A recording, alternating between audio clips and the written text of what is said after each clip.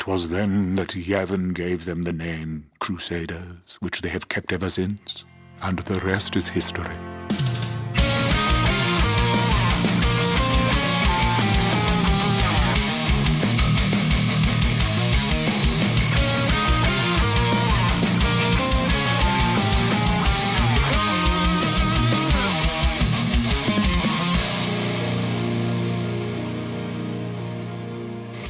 Hey, Carl. Hey, Alex. Do you think Darmock will find her way back to Baltimore? In any case, I'll miss having her around. I think she's still in town, right?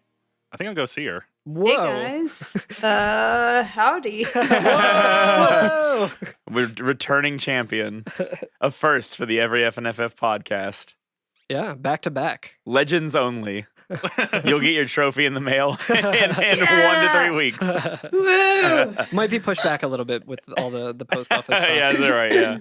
Yeah, If there's or the still a Blitzball. post office. Say what? Oh, wait, you beat the goers, so yeah, you get the trophy. Yeah. Or a I beat blitzball. the goers. Told them Twice. what's what. There's a secret third ending in which the dog has the trophy. Yeah. Oh my god. That would be amazing. That one you have to be mean to everyone to increase your affection value With the dog. Yeah. But you always pet the dog when you go down into the town. Yeah, right. Exactly. How are you doing this week, Darmock? I'm great. Glad Thanks to. for having me back. Yeah. Thank you for coming back. Yeah, Yeah. this This is fun. This is a long season, so I think there's definitely room Yeah. for back-to-backs. I mean, being kind of the vertex that started this podcast, Oh, yeah. I think you've earned it. Especially, Well, thanks. I heard that you went balls out on homework this past week. Oh boy, did I. So for the listeners at home, last week Darmock wasn't playing along with the podcast. She was just watching along with a playthrough. Just so Yeah. I had played it You in had the played it. past. Yeah. But yes. But you went old school, dug up the old PS2 from the top shelf. Bottom of the barrel, top of the shelf. I blew the dust off of a big cloud. And now you're caught up. And how long did that take you? I'm not sure. More hours than I want to think. Absolute legend status. Like an S Thanks. tier. I did use some of the strats I heard when you guys played earlier parts of the game Ah. to catch up. Yeah. Oh, like some sin spawn grinding and stuff like that. Yeah. That's Yeah. good. Leveled up my people quite a bit. It might actually be a little too strong now. So now you're a full-time guardian. I'm a full-time guardian. Gotta guard the VGM stuff. The sacred texts. Friendship with Blitzball ended. Now being a guardian is my best friend. Yes. But before we get into guardianship, I'm Alex. I'm Curtis. I'm Carl. I'm Darmock. Yeah. Woo! Enough introductions. All right. So we're on the Mi'ihen Highroad. Yes. And we just left Luca walking up them steps. And the environment changes pretty heavily. It's like the prairie. It's like a big prairie kind It's of really, thing. really Yeah. wide open. Yeah. Imagine the old cowboys and their caravans driving down the old west discovering Luca. The Hell old, yeah. the old dusty trail to discover Luca, the covered land wagons. of gold. Yeah. They're Did anyone go back to Luca before going down this road? I know Curtis did to get some more Yeah. text, and everyone's talking about the Crusaders and conspiring, well, more like rumoring against them, right? Yeah, it sounds like Luke is not real happy with the Crusaders right now. Now that they're out of town, they can talk shit about them. Yeah. Was there anything else down there? I don't think so. It was mostly just text. Dog's still there. Yeah. I saw that The dog was still there, yes. someone spray painted on a wall, "All Crusaders are bastards," which is pretty cool. So one of the best perks of being a guardian now is just everybody gives you shit on the Mi'ihen Highroad. Like, Literally I everyone. know. Every single NPC walking up and down the road is just like, oh, you're a guardian. Have some money or some high potions or Oh, when you whatever. said give me shit, I thought you meant like actually like ragging on you the whole No, time. no. It was like, oh, you're guardian? Fuck you. No. No, they're like, no, they're like constantly gifting you. they're like, I know. you're a summoner. Here, take my shoes. I Thanks don't for the have bits." much, but I want to give you something. Yeah. You're like, I don't need And- these shoes. They're like, no, you must take them. Here, have 5 And subs. it's usually just the first time you talk to somebody too. It's not like the second. So Yeah, I just could not keep track. I was like, everyone's just handing me stuff. Every person that you talk to is like 5 months resub, 200 bits. Yeah, like the first guy you talk to that's just right here says, please give this to the Lady Summoner as a token of my gratitude, and you get a high potion. And I think that's pretty much like everyone who gives you stuff. They don't really give you anything too amazing. I think someone gives you like 600 gil at some point, which is pretty cool. 600 bits, as we say. Two people that I really enjoy walking up and down the Mi'ihen Highroad are this girl who, if you talk to her, she says, I'm waiting for my brother. He was supposed to meet me here. And then you go talk to like her brother at another area, and he's like, oh yeah, I'm waiting for my sister. I think we're supposed to meet over here. Okay, so I only saw the one, and I was like, ooh, Chekhov's gun, like Chekhov's brother, like and then I just like missed that NPC somehow. You have to talk to so you have to talk to everybody multiple times, and then they'll like tell you who they are and stuff sometimes. Yeah, so like if you're playing through the game, there's a lot of dialogue to uncover by talking to people multiple times. Yeah, but there's another important thing right here at the entrance of this high road. The save sphere has leveled up. Save sphere has leveled up. Yeah, and it says, thanks to the Besaid Aurochs achievements, save spheres are now able to teleport you to the Blitzball Stadium. Many denizens of Spira are avid Blitzball players. Talk to them with Y to scout them. Sign the best players in Spira and lead the Besaid Aurochs to victory. So now we can save or we can play Blitzball. Fantasy Blitzball. So what I like is that there's a really good strategy. Not really right now because we don't have the guild. Because you actually have to pay their salaries if you sign them up. Hell yeah. Or else they'll strike. Yeah. I mean, they'll leave your teams. Yeah. Hell yeah. But I think the funniest strategy is not to actually get people who are going to play on your team, but just to sign people who you don't want on the other team. So like, you get like Nimrook and be like, haha, the best goalie in the game. Respect the process. But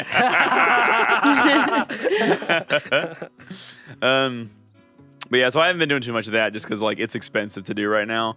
And compared to every other Final Fantasy we've done, even like Final Fantasy 1, Gil is not easy to come by in this game. Yeah, we haven't had to use it too much, but like anytime I like have the option to like give Owaka money, I'm like, oh, I could give him 1,000, but that would like literally be half of everything that I have. Yeah. I've each time I gave him all the money that I had, and it's never been more than like $1,000. Yeah, exactly. I'm just like, oh my god. Dirt path. Like we were saying, it's kind of like a prairie, right? Like, yeah, it's not really any trees. There's a few rocks and some. There's some hills in the background. It kind of looks like the Windows XP Bliss background. And there's some like ruined structures along the way too. They're kind of sparse, but they look like little towers or like an older civilization that's crumbled away at some point. Yeah, it's reminiscent of when we were in Besaid and like walking around and seeing some. Like it's not as like grand as those in most places. But like there's a lot of these ruins around. Right. They look older. Yeah, maybe it's just how much this high roads probably seems like there'd be a lot of foot traffic, and maybe there's just more tampering and more tourism, maybe even. Yeah. And it could also be that Besides, it's very remote, and people have more respect for maybe their surroundings than people on the high road going to and from Luca. Yeah. Yeah, there's no cool S's that are spray painted on these in Besaid. You know what I used to Congrats, class of whatever. There's a lot of house shows. Zeppelin rules. There's a lot of house shows in Philadelphia, or at least there were in the before times. And one of the things I really would enjoy doing is going to house shows where they would have before Sin, and they would have like the bands for the night on a whiteboard, and I would just go up when nobody's looking and replace all the S's with the cool S. Oh hell yeah! And just be like, I wonder if anyone will notice. Anyway, I'm in my fucking early to mid 30s doing that, so whatever troubles you're going through, are doing better or not. Anyway, yeah. So what else? There's also a statue up front here. Hell yeah. There's a guy who is very eager to tell you about stuff. Isn't there a guy? You could skip the statue if you want, but as far as I'm concerned, if you don't talk to him, you're not playing Final Fantasy X, right? Yeah, it's not a valid run. It's not a valid run. Is it Meichan? Is that how we're saying it? I think it's Mage Hand? Mage. It is Mage Hand. Yes. Another wonderful band. It's a sweet little girl named Meichan. Meichan. Oh yeah, Meichan. Yeah. But yeah, so it's this. old man who's amazing. And yeah, I guess Meehan. He's wearing a Pope outfit. If a Pope outfit was designed by Tripp. I was thinking it was like a Pope outfit if it was more, or like a bishop's outfit where they also wear a goofy hat, but it's not. But it's as got goofy belts as the and Pope's. buckles like Tripp pants. Yeah, He's got a tier 2 mitre on. he's the Pope on St. Patrick's Day. Yes, He he's doesn't all want to get green. pinched. Yep. Yeah, that's exactly what he is. So St. Patty's Day Pope, he's standing in front of a statue, and the statue has like a cool warrior standing on a behemoth. I thought that was Jecht at first. When Yo, first so saw did it. I. Oh yeah, it definitely looks kind of like Jecht. I mean, anything that looks like Jack Sparrow remotely is going to look like Jecht. But yeah, this is a warrior standing on what looks like a chariot or something like that. Oh, he's standing on a behemoth, Oh yeah, and he's got his Hell yeah. sword planted into the back of it. Oh, Yeah, that's really pretty- badass looking sword. That's cool. That sounds like a metal cover. This man also has. Would you call that a pauldron? It's like the pauldron to end all pauldrons. That's like a hyper extended pauldron. It is. It's like It's a shield pauldron. It's like a bicep guard, but it does start on his shoulder, but it like goes all the way down his arm. It's a speed shield. Some real Allows you to just Yuffie kinda- energy. Oh yeah. Yeah. But so the gag with Meehan is that he likes to talk. He loves history. He loves history and he loves to talk about history, and he just goes on and on and on, and that's kind of the gag. He has a of- lovely caramely voice. Oh my god, I love his voice actor so much. It's the same voice Very theatrical with It's his. the same voice actor as Yes. Owaka. Oh, nice. I didn't realize that. But it's a little more smoother and gentler. It sounds a little bit more like a Stephen Fry or something like And it that. has like just a little gravel in it. Just a little. I was gonna say gravel. Yeah. Yes. And he likes to like roll some of the words. Oh, Like, he does. When he Yeah, was, the Spira. R's, right. when he was Yes. when he was talking, I was like, this is how like Curtis when he's getting like real wax poetically, like with reading some of the dialogue that he likes to do. And I was like, hell yeah. Dude, I wish I could be so serious as to, I love this man's performance. Oh. He's like, and he had a pauldron that extended past his elbow, which was the style at the time. Back in the day, we used to call Gil B's. Give me 5 B's for $1, we'd say. Or for a quarter, we'd say. Oh man. Yeah, so he kind of goes into a spiel about the statue, telling us that it's the statue of Lord Meehan, which Mi'ihen Highroad, Lord Meehan. I wonder if they're related. I was going to say there might be some kind of connection. It's common last name. It's the Smith. He says 8 centuries ago he found 8 centuries, so 800 years ago. 407 centuries ago. So it took him 200 years to get together about doing something about sin. Anyway, 8 centuries ago, he founded a legion known today as the Crusaders, which we heard what they were called before. Crimson Blades. The Crimson Blades, baby. That's my Blitzball team name. That's a good team. Hell yeah. In just a few short years after their founding, their ranks grew throughout Spira. The Maesters of Yevon feared an uprising and accused them of rebellion. So Lord Meehan walked along this very road to go face their charges and refute them. He succeeded in winning the Maester's trust, and his legion became an arm of the Yevon clergy. It was then that Yevon gave them the name Crusaders, which they have kept ever since, and the rest is history. Oh, So good. Yevon straight up told them, "You're the Crusaders now. I know, I You're know. part of us, so you're gonna be the Crusaders." I guess they don't have like earthen real life knowledge, so, because if I like had a group of mercenaries and then the church was like, we're gonna call you the Crusaders, that would throw a lot of red flags. Like, no. I don't know. You're like, I don't think I want to join. Yeah, like, posse. But I really liked being called the Crimson Blades, dude. Have you heard about this Holy Land that we're trying to take back? Oh, go Oh, no. on. Uh-oh. Yeah. I talked to a bunch of more people that had more stuff to give me. That was really the next yeah. thing I got on my screen. But there's something else about this road we should talk about. Let's talk about it. Yeah, There's let's, random encounters. Oh my god. There's Okay. So many. so many. Oh, dude. Okay. So first of all, this high road goes for fucking ever. Like it just goes on and on It's and Route on. 66. Yeah. In terms, Yep. I feel like in terms of like a video game, it's not that big of an area. But in terms of Final Fantasy X, this is fucking huge. Yeah. Right. Like this is many Yeah. screens. Every other area that we've been to, even big cities, have only been like 5 screens max. And I feel like this one is just multi-directional and just kind of all over the place. Yeah. Well. It's like 5 screens, but there's a lot in to like stop you and slow you down. It just Yeah. feels like it goes Yeah. forever. I was spamming the flee command pretty Really? pretty Pretty good. Really? Yeah, I was just grinding. Man, I did it once. You're gonna be missing those levels, dog. that's true. Yeah. Well, I just kept running into the same enemies. I'm like, I get this. I get this already. I was like, I just want to level people up Yeah, as much as possible. 'cause- yeah. It's Well, maybe work. because I have played it before. So. Darmock and I are just we're early prepping for Mountain Gagazette. Yeah. Absolute fucking bullshit. Basically. Yeah. Carl and Fierce Alex don't know. No. They don't know. No. No, man, I know. Anybody who's listening to this podcast is I like, know, oh, I fucking know, dude. Gagazette. I know all about Mount whatever you just said. I'm cool. Mount Gorbachev. What's got your it. favorite? What's your favorite part of Mount Gagazette? Same here. I love the Gaggling Zets. Their first album was so much better than their first album. Oh, you like Mount Gagazette? Name five of their I was gonna say album. name 5 of the bosses that'll be on it because there will be. Oh no, Fugazi. that's all right. I didn't win the Blitzball game to get There's the Fugaz, strength sphere. Fugaza, and Fugazaga. So the first battle is another tutorial battle. Yeah. Yes. Right. Now that we have a full party with Oron, It's like, in case you forgot, Orin is badass as shit. we fight a mud crab from Yeah. Fallout 4. Yeah, it looks exactly like that, really. We fight a Roldo. So we find a new type of enemy that we haven't fought before that is armored, which will be a recurring thing. So like we've seen, Waka takes care of flying enemies, Titus can hit fast-moving ones, Lulu magic, yada, yada, yada. Orin's thing is all of his weapons have the piercing ability, and he can He's our ignore Pokemon. armor. Yeah, he's our Pokemon.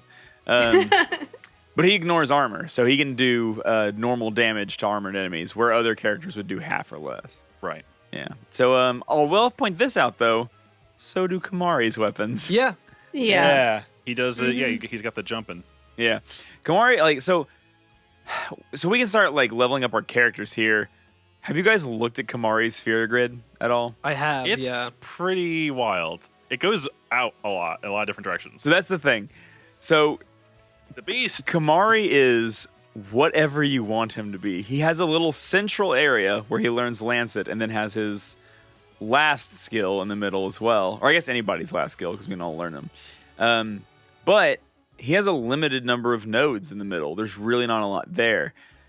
But there's level 1 locks around him, and we'll learn about those here shortly. But Kamari can be whatever you want. It's just kind of like there's 6 other characters. Pick one that you like to have 2 of. It kind of end up being like his thing. Wild card. That's their nod back to Final Fantasy 1 where they're like, yeah, we know you want 2 fighters. Oh man, you know what I should do? I've never done it before, but I should unlock Titus's sphere grid and have 2 characters who can cast Cheer and Haste. Damn. Yo. I wonder, would that stack though? Because I feel like Cheer would only stack 5 times. No matter what. yeah. So But then you can do it faster. yeah, but that's- you could also just use Titus to cast Haste and then Cheer. buddy. Back and forth I'm not forever. trying to rain on your parade. No. Travis.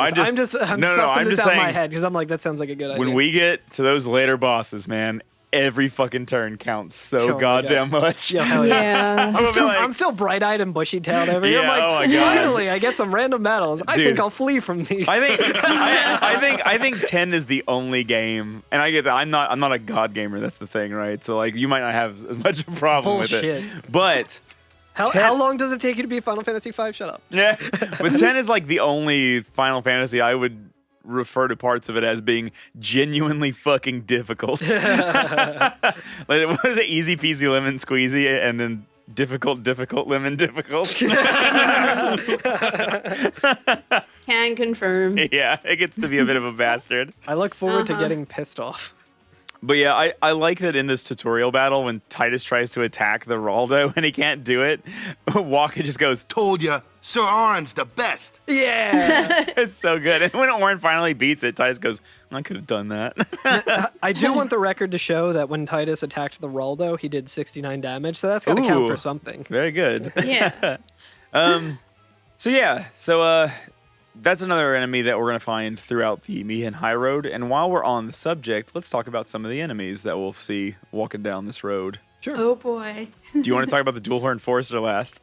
Last, because I found out that one last. Yeah, Alex fucked around and found out about the dual horn. Fuck that. Yeah, so there's similar to one of the other areas that we were in, there's an elemental enemy. Before it was Yeah. like the lightning elemental. This is like a classic RPG like It's the fidget spinner. yeah, it's of the elements. same Yeah. fidget spinner model, but this one is like white and looks ice. So Yeah. you're like, oh, okay, Blizzard. I'm like, cool. I'm glad the game just gave me like nothing but ice weapons that I have everyone equipped with. So anytime I attack it, it absorbs that and heals it. So the thing about the ice elemental in this area is the ice elemental never shows up with other ice elementals. So when I was playing it, I was like, okay, I really don't need to change out my weapons or anything because Lulu will one-shot it. Like if she uses Yeah. fire, it'll take it down in one. So there's always other things for the other characters to do because it'll either be a flying type, which is another.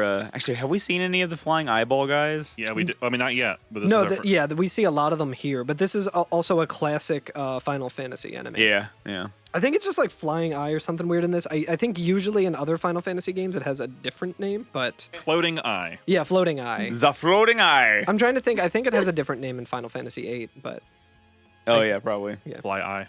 Fly Eye. The Buell. I'm pretty fly for a Floating Eye. Mike Wazowski. Yeah, right.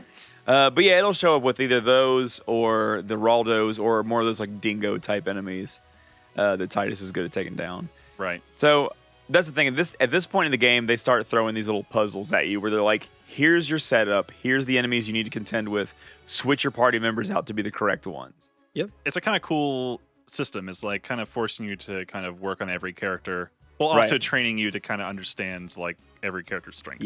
Yeah. Which I think is really natural compared to like Pokemon. Like, I'll just make my Pikachu the strongest thing ever, and no one else. Yeah. Everyone else can just hang back. Yeah. It's really good with that. I was actually going to bring up Pokemon where it feels more like there's a lot more around it than just like, oh, ice is weak to fire or whatever. It's more Like, rewarding, like instant gratification for swapping out It's characters. I It's think. also nice, yeah, compared to Pokemon where like you actually immediately swap out a character and you don't lose a turn. So you're like, Yes, okay, like I love that. and but it's not like overpowered to the point where you're like, okay, well, I want to level up everyone, so now I need to like consider how I'm going to bring everyone else into this battle.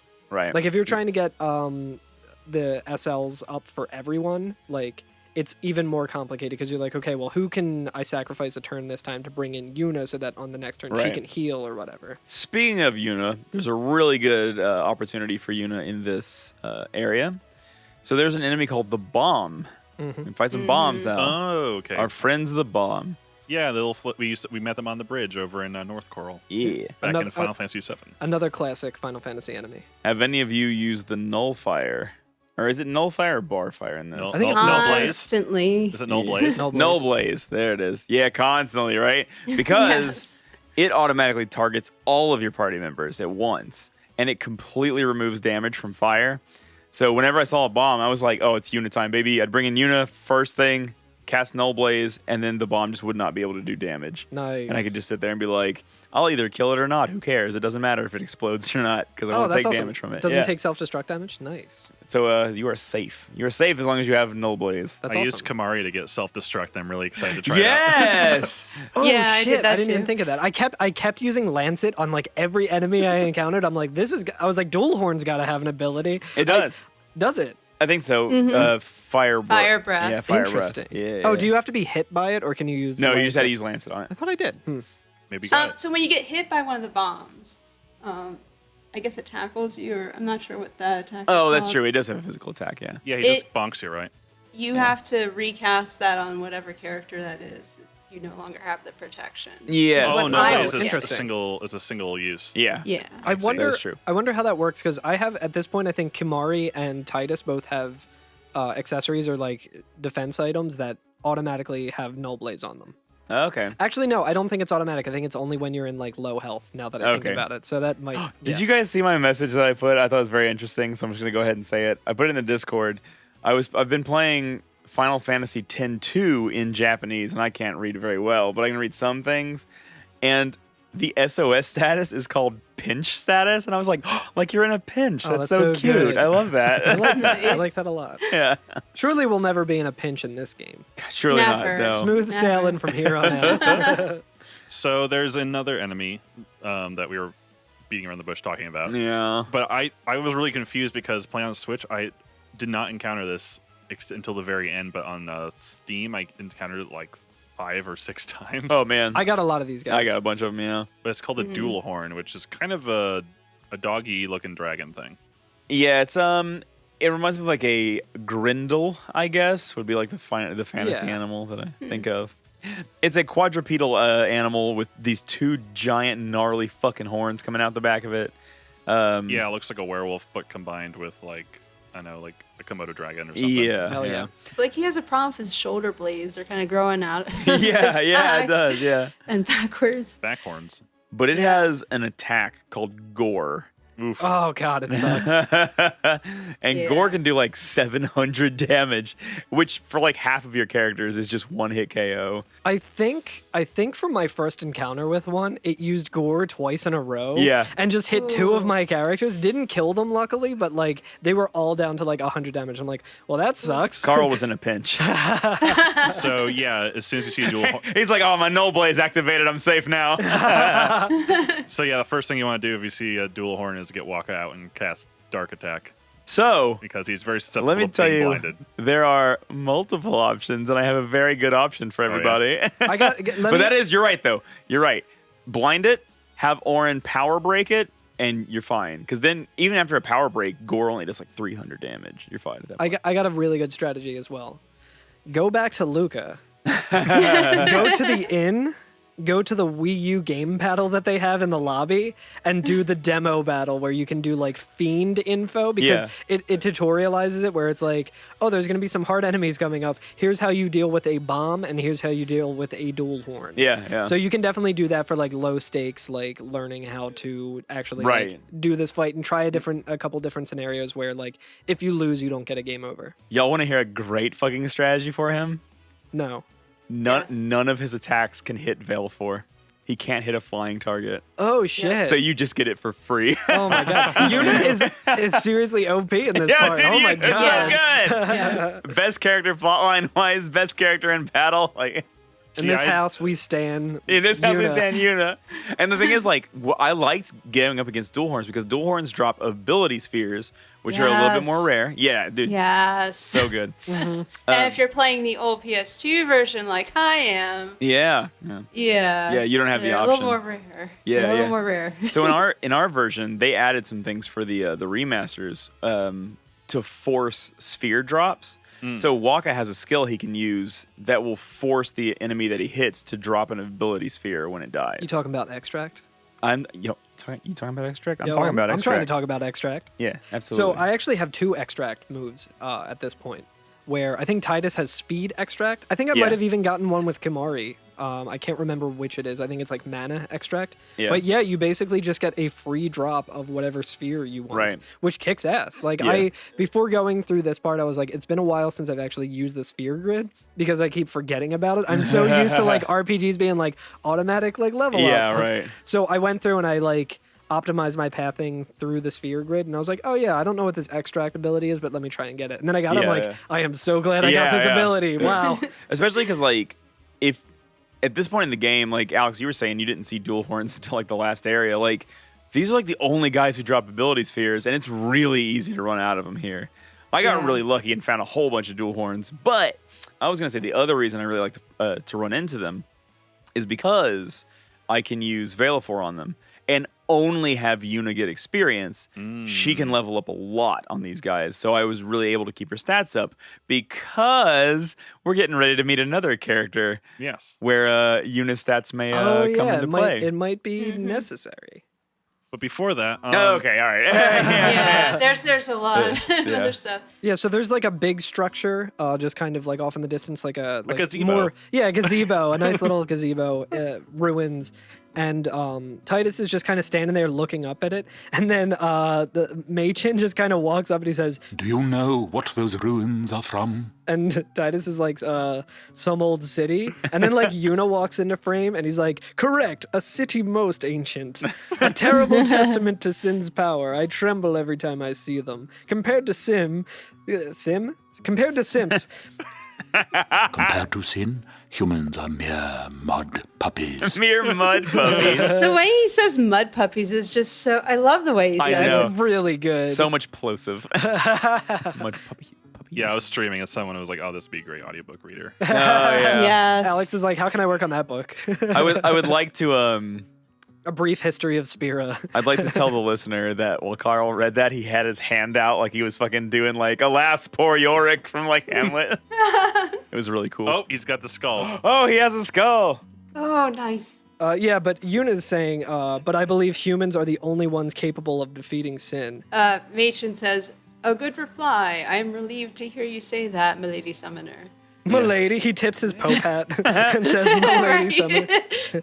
Where are my manners? I am Machen, a scholar. At your service, milady. I am on a journey, studying the history of our world, Spira, seeking its stories and secrets. He's a lore hunter, as we call him in the Ooh. Dark Souls community. He says, my travels have taken me to many places, and I'm troubled by what I have seen. Fragile smiles on people's faces crumbling at the mere mention of sin. They are counting on you, milady. Give them a reason to rejoice once more. And you're just like, I will. Yeah, so after that conversation, we can actually go up inside that little structure, and there's some Albed language written inside. Oh, really? I don't know if I even saw that. Ooh, yeah, yeah. I think I missed that too. Yeah, you can't actually see it. There's no indication that it's there. You just have to go in there and press Like spam A, yeah. Yeah. But once again, I have all my Albed primers, so I'll just tell you it says there is a valley in a vast plain with a great thorn beside. From the thorn, look across the vale to the other side. And that's all it says. There's a hole in the log in the bottom of the sea. There's a hole in the log. Curiouser and curiouser. Curious and curious. I'm like, that's going to be really cool when I understand what it's about. Yeah. You can go behind this structure as well. Yeah. And there's a treasure chest that has the ice brand. in it. Yes. Which is- you remember in Final Fantasy 1 how fucking good the ice Yes, brand that's was? exactly what I thought about. I'm like, oh, hell yeah. It's smooth sailing from here. While I was running around back there, I got into one more battle, and I was able to get Lulu leveled up enough to get Focus, which is just cheer but for magic. yeah. Yeah, love it. Love everything about it. Hell yeah. Mm-hmm. I also want to say that I feel really bad equipping like the ice brand or the poison steel or whatever, because I'm like, Waka gave me his little brother's like sword, which is a good sword. Yeah. And I'm like, anytime I change it, I'm like, it's kind of shitty. Yeah. I feel like I should just use the Brotherhood like for the rest of the game. Yeah. But I'm not going Yeah. to. Titus is shitty anyway. It's just immersion. Yeah. I wanted to say something about Titus. Like I don't like him either. Thank Like, God. Welcome to the like, podcast. Yeah, thanks. But I was trying to imagine if I was in that situation somehow. Like, okay, what if this was like my entire life was like, I'm a sports player, I live in the city, suddenly it's attacked, and then I'm like dropped into this entirely different world. Like, what the heck? Like, Oh no! Like, the thing is, I would be upset. I'm not saying that Titus is wrong for being upset, and no, No. no. no, it's when he does shit like when he's like, "Fuck your religion your thing." culture. I'm Yeah. doing. Yeah, your culture sucks ass. I'm doing what I want. I'm going into the tabernacle Definitely. and eating all of your Eucharist wafers. Have we done Eucharist yet? I think this we season? have. Yeah, I'm pretty okay. sure. Save it for the next game that will remain unnamed. If you would like to So, know the like, next Final Fantasy that we're going to do in the podcast, Press 1. press now. 1. Sorry, go ahead, Darmock. So 3 Chocobo Knights come running up to the party. Chocobo and Knights. They're 3 people riding Chocobo. 3 Chocobo Knights walk into a bar. And Lucille is the head of this group, and she says, Lady Summoner, I presume. Yes. Yuna says, yes, I am Yuna. Lucille salutes and says, I am Lucille, captain of the Jose Chocobo Knights. And Elma says, I'm Elma. Yeah. We've been charged to guard the high road. And then there's this weird thing. I don't know. Sorry. In my game, the other person with them, it cuts over to him, but He never introduces himself. No, I love it because it looks like he's getting ready to say who he is, and then Lucille just cuts him right off. Right. And like that's his character too, is that he's like real stepped over. So I love really? it. Yeah. Okay, so this isn't just like a scripting error. No. Yeah, like, I wasn't sure either. Yeah, That's so as we good. talk to this, Is he the Titus of the situation? yeah, like as we talk to this guy, he's always like sad and like mopey and stuff, and he's always like, "Oh, everybody's stepping all over me," and like, yeah, he like aims at you like he's gonna introduce himself, and then Lucille just starts talking again. Anyway, like He does have a name, and I think we find out towards the end of the high road or the beginning of the next section. Yeah, Clasco. Clasco. Yep. I really like the part where Lucille says, "Hey there, we are the Jose Chocobo Knights, and we are stronger than the sin." That didn't land. Yeah, I don't get it. Stronger than the storm, Jersey. It's fine. A good referential joke is good when everybody knows the reference. But Exactly. God help you if no one does. I'm hoping there's one person out there who's like, "Ha, that's pretty good." I'm hoping y'all mailed us your laughs by now. Alex, please just add a like very obvious laugh track. to Canned that. laughter, yeah. We are the Jose Chocobo Knights, and we are stronger than the sin.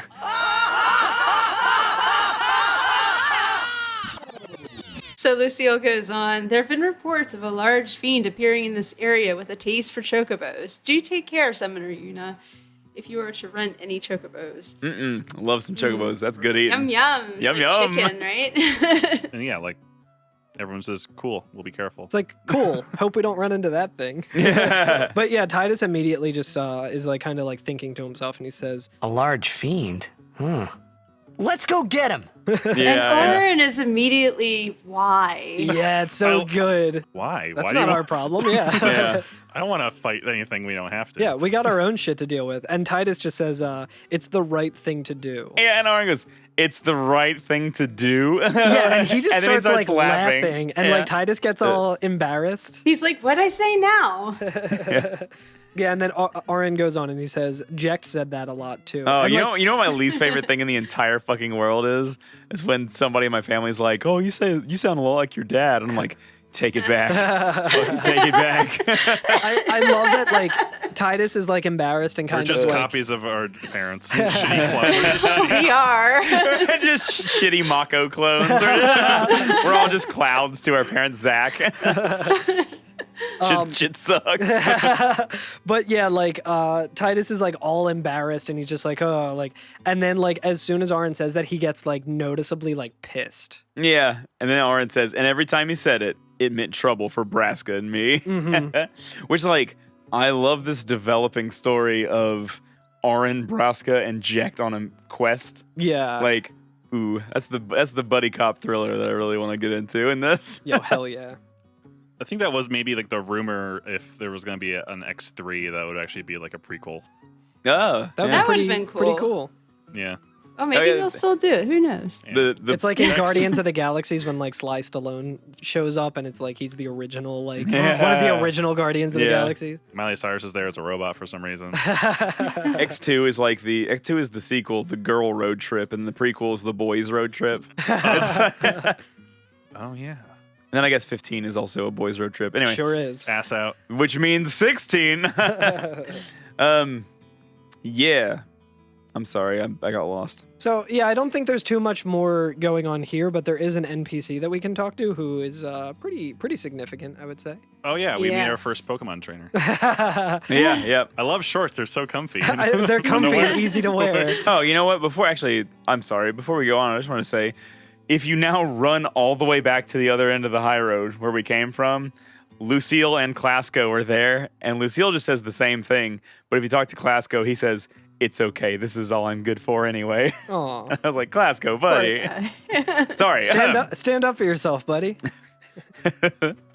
It'll be easier on your knees while you're riding the chocobo if you stand a little. It's funny too course that you our mentioned natures. Pokemon battles, because at one point when I was walking on the high road, there was just an NPC that was like standing completely still and looking directly in like the only direction that I could walk in. And I'm like, oh, it's like in Pokemon when you try to walk past the trainer and the little exclamation point. Yeah, and they just walk towards you and you have to fight them.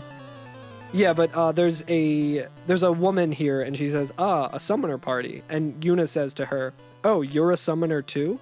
and she says, "My name is Belgamine." I think it's Belgamine, I think is what she said. Belgamine. I noticed it was like, why are they always adding So E's to the end? it's important to know that she is voice acted, and you can hear all of this. But for some reason, I completely forget the pronunciation. If it was Belgamine, that would make sense in like the kana sense, or like the Japanese syllables. My name is Belgamine. You are? My name is Yuna. The High Summoner's daughter. I've heard much about you. But you were You'll still... never find a Belgamine or mine.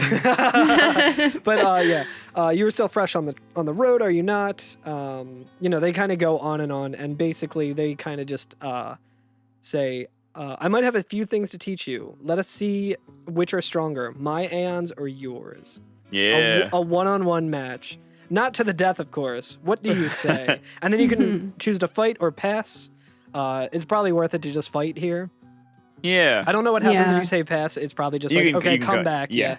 So you say fight, and Yuna says, I'll do my best. And she says, Belgamine says, good. Before we begin, and she heals Yuna, which is nice. Yeah. Your Aeons have been healed. You can fight me with your full strength. Come. And then we get into a Pokemon battle. Yeah, so Summoner on Summoner, Tuesday. So, in this battle, all you can do is use your summon. Once your summon is knocked out, it is over. If the other summon is knocked out, it's over. Belgamine summons Ifrit no matter what. So since there's only one of that god, you can only... You I can't was going to say, you can only Ifrit, summon... Yeah, you can't summon I can only Ifrit. summon Pikachu. And here's the thing. This fight can be fucking impossible or really easy, just depending on a number of different factors. Yeah. I think at the end of this, I had 46 HP when I won. Okay, yeah. So like I said, I only really went up to... I think I went all the way up to the Chocobo Knights, ran back to the save point, and then ran back, and just made sure every dual horn or like easy enemy or whatever that I would just pull Yuna out and make sure to level up, because the Aeons get stats as Yuna gets stats. Makes sense. So the stronger Yuna is, the stronger the summons are. So when I got there, I had a super easy time, but I've had to like do this battle like 5 times in other playthroughs trying to win. Sure. I guess got lucky and also had good stats on Yuna this time. Yeah. So basically, this kind of works the same way that the previous tutorial with Auron works, where at first you only have the ability to do like what the game is trying to tutorialize you. Like as Yuna, you can't just go and attack the Aeon. Right. Like you have to summon, and the only summon that you can do is Valfor. Right. So you bring it in, and it kind of like it lets you do whatever you want for the first move. So I just like went in and I think I attacked or used Energy Blast, baby. So I didn't realize that you could use that. Yeah. I just started with like casting Blizzard because I'm like, oh, Ifrit, whatever. Yeah, it's a good idea. And then it hit me back and it was like pretty tough. And then it comes up with some prompts that kind of explains how to handle this kind of situation. Yeah. So summons have skills all their own, aside from their black magic, white magic, whatever they naturally come with. There's also 2 special skills that all Aeons possess. Yeah. So it goes on and it says, an Aeon's attributes rise with those of its summoner. Thus, the Ifrit summoner calls may be very different from the one called by another summoner. Basically telling you like, oh yeah, if you have summoned Ifrit before, this isn't your Ifrit. Yeah, no, this one has like 3,000 plus Yeah, this HP. one is like really difficult. Ours has like a couple hundred. Yeah, and it says, because this Ifrit's strength and HP are both high, it will win in a straight fight. Try using your Aeon Shield and Boost commands. Shield stops the Aeon's overdrive gauge, but reduces the amount of damage it receives. Boost accelerates the overdrive gauge, but increases the amount of damage you receive. And then it kind of goes on and says, like, Ifrit is always going to use, like, it's going to ping pong back and forth between, like, using a physical attack that doesn't do too much damage, and then, like, a special ability that does a lot of damage. Yeah. So you basically, like, it's like rock, paper, scissors, but knowing which one your opponent's going to throw each time. So it's like, if it's going to use the meteor attack, you want to block so it minimizes the damage that it does to you. Or if it's going to use the physical one, you want to, like, take the full brunt of that to increase your overdrive. Right, because the key to winning this is going to be using the overdrive. Yeah. So I was able to, like, just squeak by with, like, very little HP at the end of this, just from the way, like, the moves, like, worked out. And got to use the overdrive and got, like, an overkill because I did almost like 3,000 damage. With the energy blast, I think. Yeah, I used energy blast and got in the upper 1,000s. Yeah. And then just using Blizzard every turn was able to take it down before I either died or even built up my overdrive. So I actually didn't shield or boost. Oh, wow. I just constant Blizzard and took him down. I think it's also important to note that Val4, we talked about how it got the ability, like the extra overdrive. Yeah. I think I read this on the wiki or wherever. I didn't see it myself, but I read it after finishing this. But apparently you can use like Blast Ray without having a full overdrive meter, which I found weird. Huh. So I have to do more. That's what I read online. I didn't try it myself, so I need to look into that more. But I don't think you get the option to until. that's what I thought. But You bug. maybe. All right, internet, put up your fucking dukes. You gonna post shit on my game facts? I don't think so. How did your Veilford fare, Darmock? I kicked her butt. Hell yeah. God gamer. It helps. So I didn't know about the extra overdrive until I listened to the earlier podcast of yours. So I went back into Beset, got it, and etc. So like forgot that about that actually one, yeah. really helped Yeah. a lot. Yeah, it does a lot more damage. So yeah, I kicked her butt, and then afterwards I got an echo ring. All right, you get an Echo Ring if you win. Yeah. Yeah. And a Seeker's Ring if you fail. Oh, so it's not like you just get to try again if you fail. It's No, it's over. oh, nice, interesting. And Yeah. she just pieces out. It's one and done. Oh yeah, it's like the But Gary she- fight in Pokemon Red. she says smell you later and makes her way to Cerulean City. So she says, You show promise. With more training, you could defeat sin. Una says, thank you, but I think you might defeat Sin before I am able to. I think this is no matter what Yeah. happens, win or lose. And Belgamine says, I cannot. And Una's like, what? Yeah. And she says, or should I say, I was not able to. Yeah. And Una's like, you mean? Yeah.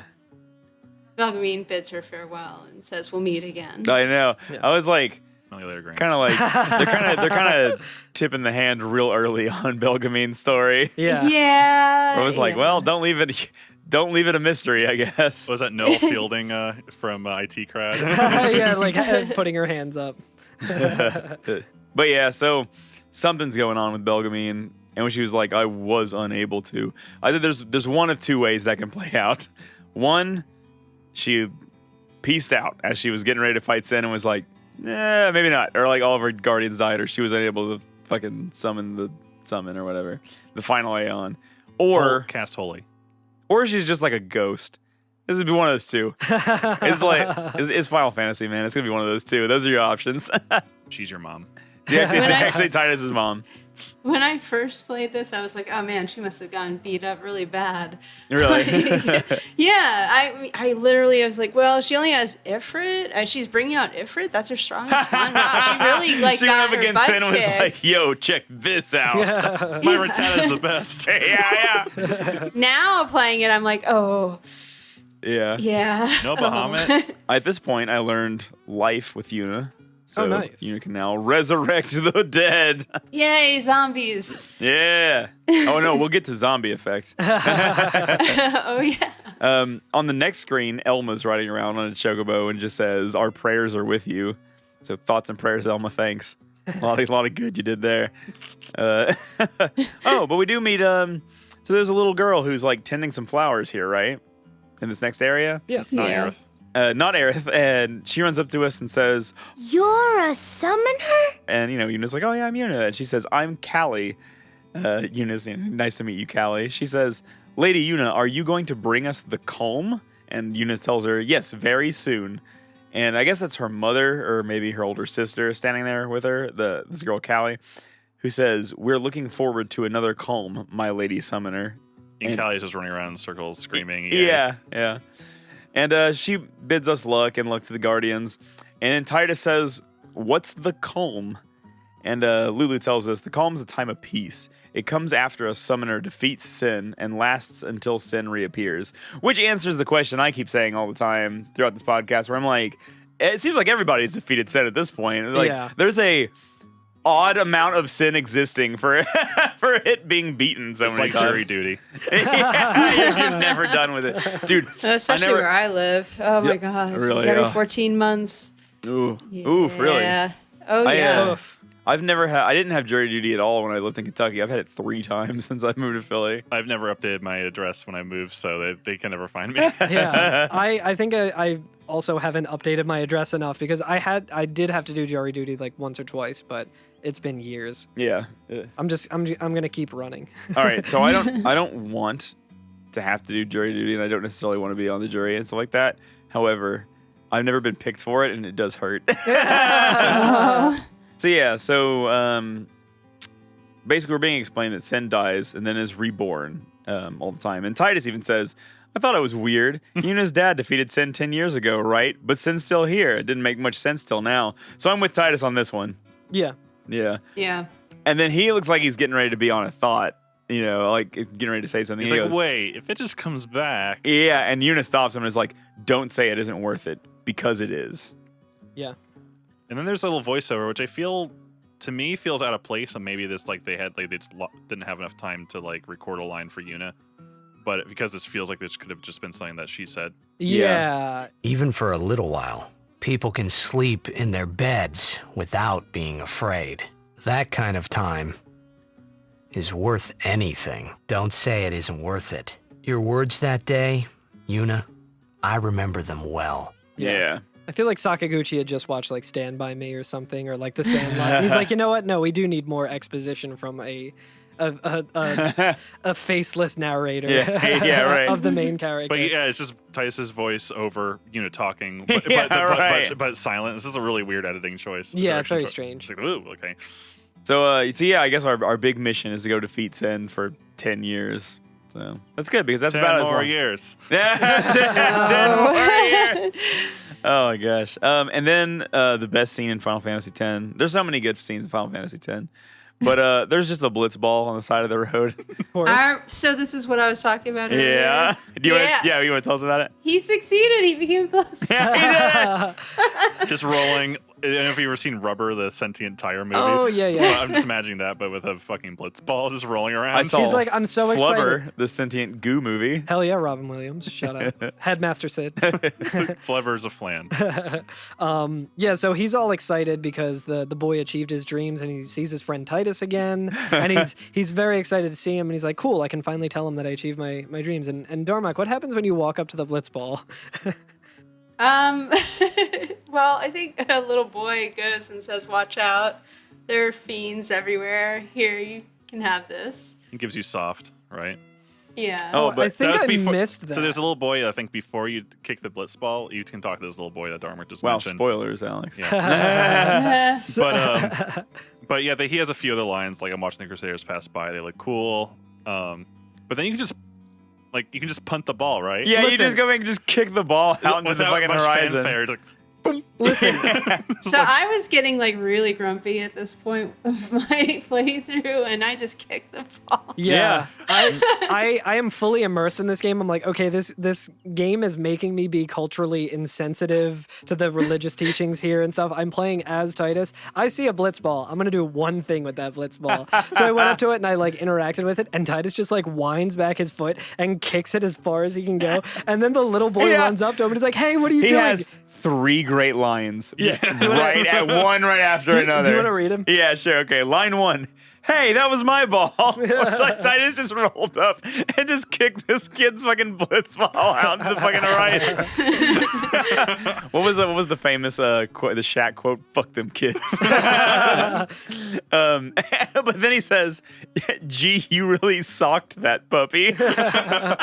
so puppies can become blitzball too.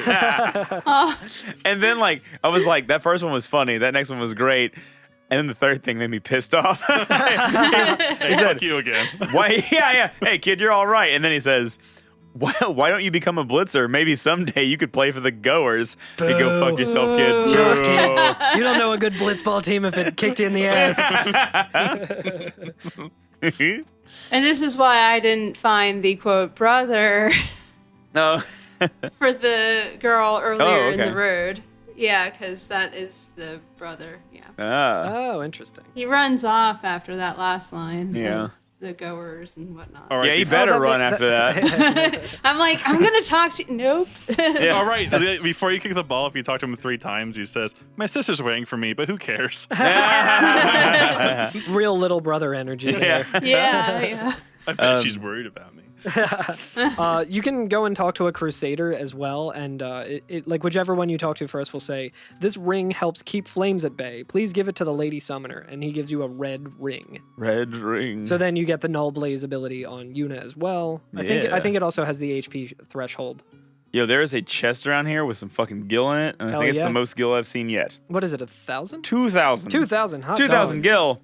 You Wow. remember when we were yeah. playing Rich. Final I'm Fantasy? rich. That's how much Cloud makes for his first job in the remake. Oh, there you Oh, go. hell yeah. Little trivia there. But yeah, there's some other people walking up and down the road. There's some crusaders talking about their mission that's upcoming. So we've been hearing more and more about this crusader mission. We've seen the Chocobo Jose Knights are here protecting them and such. So something's going down. One person tells us about High Summoner Yoken, who slew Sin and started as a crusader. He says, "If I fight as valiantly as Lady Yoken, will I too receive Yevon's blessing?" And then in the middle of the road, there is a like a carriage. Caravan, Yeah. a covered wagon. A covered wagon, yeah. And Yeah, speaking of covered wagon, we should mention the music in this area is very much I love it. It's such a weird contrast to just getting my ass kicked over and over again. It's just this little twangy, like happy, upbeat. It's very shuffle or boogie. Yeah. Yeah. It's so chipper, and I love it. Yeah. It's like little. I don't know, There's like the little jaw harp in the background. boing, Yeah. boing, boing. It's so good. But our boys Luzu and Gata, they kind of like walk out around the cart and are escorting it, right? We're not actually talking to them right here, but we see that they're the ones who are escorting that cart. I think that cart is what they had in the back of the ship. Remember when they were like, no, that makes a lot of cargo in sense. there, we have very important cargo. Yeah, I think this is the important cargo. Yeah, and they were waiting for a courier, and I bet that's like delivery for this item. It wouldn't be a machina though. No, No, they wouldn't absolutely use not. that. That's No. forbidden. all their cell phones. I can't even believe you would say that on this podcast. This is a no machina podcast. Turn off the roadcaster. No. Yeah, thank you for coming onto our Sphere cast. At the end of this area, so this is like the third screen, and like we said, these screens are long as shit. Yeah. At the end of it, though, there's like a billboard, like just a legit fucking billboard, like we would see in real life. Oh yeah. And there's a woman standing near it who says, "Do you see that sign? What a gaudy ad! They're way out of line." What's the billboard say? I think it says Rin. Oh yeah, that would make Yes. sense. Yeah. But now we can talk to Luzu and Gata after we get by them. Yeah. And they're all excited about the Blitzball game. Hell yeah. Yeah, what did they tell you, by the way, Carl? So if you lost the game like I did, I was wondering. I'm sorry. Yeah, he says, "Hey, we saw the game. You guys were great." And then Luzu, if you win, says, "Congratulations, Waka." But if you lost like I did, he says, "It was close, Waka." Oh, okay. I love him, man. Luzu's a Yeah. good dude. Yeah. I say it every time. Yeah. I'm like, good dude, Luzu. Hell yeah. So close. He wasn't there. He wasn't watching. They may have caught the end of it or They caught something. some of it. Yeah, they caught they caught the the end. resphere. Yeah, right. They caught the sod They watched the VOD. sphere on Oh, demand. they went to the bar where it was playing. Hell yeah. right. Word travels fast, I guess. They fought some Ronzos and were watching the Yo. Blitzball game, and Flogging Molly was playing, singing Spira lullabies. Singing Sphere lullabies. Yeah. And then like Elma on the fucking Chocobo rolls up as we're talking and is like, Hey, stop loafing around. and I was like, Elma, I just met you. Which I get that she's not talking to us. She's talking to Luzu and Gata or whatever. But like, bruh, we're the summoners. We're all from the same place. Come on. Come on. yeah. No Come lollygagging. on. Show some Yeah. respect. Yeah. No lollygagging. No lollygagging. Elma was an adventurer like us. But, and even Gata's like trying to say, but the lady summoner and her guardians. And then Lucille rolls up and says, This mission requires our full attention. We've no time to waste. Luzu being the good, smart one, he just says, yes, ma'am. Apologies, ma'am. And she says, carry on and roll away. And Yeah. they go off. I love And what Luzu says next. I know! He says, "See," like he's talking to Gata, and he says, "See, keep your head down, say sir a lot, and you'll do fine." Yeah, I know. It's so good. Oh, it's a teachable moment. Yeah. And Gata goes, right, ... Sir. Yeah. Yeah, hell yeah, dude. Learn to be obedient and respectful. Yeah. So, they kind of continue. Yuna is laughing at that, and Luzu says, hey, Yuna. Even though Yevon rejected us, we still believe in you. That won't ever change. Yeah. I love that. I love that. It's so he's sweet. like, he's been excommunicated. He's still working on it, and he's just like, no matter what, we still believe in you. And I am a love that, simp for life, Lady Yuna. Well, I also like that, like, we've been told that the Crusaders thing is they think that they're going to beat Sin right now. Yeah. You know what I mean? They're all like gung-ho about it, and they're like, whatever we're doing is going to beat Sin. Like, we're going to take it out. And he's still like, but I do have faith in you no matter what. Yeah. And I love that. It's very sweet. Luzu's a good guy. I like him. Yeah. And she says, thank you, Sir Luzu, Sir Gata. But it's not too late for you to go back to Besaid. And then Gata's just like, we should get going, sir. And they just like run off. Because she's like, you should go back to church. And they're like, fuck that shit. I got blitzball games to watch. I have the feeling that Gata's very like, he like wants to be a man. You know what I mean? He like wants to be like a grown up or whatever. And so he's just like at the idea of like, hey, you could just go home. Yeah. Like, it's fine. Like, we'll take you back. It's fine. Yeah. He's just like, no, we have to go now. We should go, sir. You know what I mean? Yeah, so, for sure. Yeah. Man, there are so many NPCs along this fucking road. Yeah. Yes. To talk to. My God. Shalinda. Oh, yeah, Shalinda. Shalinda. So that's the scene with Luzu and Gata. So we see a character walking up and down the high road. Toward the end of it, she's like right under the billboard that we were talking about. And she's talking to somebody. And we kind of like walk in and are not eavesdropping on this conversation, but we get close and these two people are already having a conversation. And she's saying, but Yevon's teachings say, and then the man who she's talking to stops her and says, enough, and just walks by her and runs away. And so like they were arguing about something, right? And Yuna comes up to her and says, are you all right? And she's like, oh my God, it's a summoner. So she's all like, oh, it's an honor, my lady. My name is Shalinda.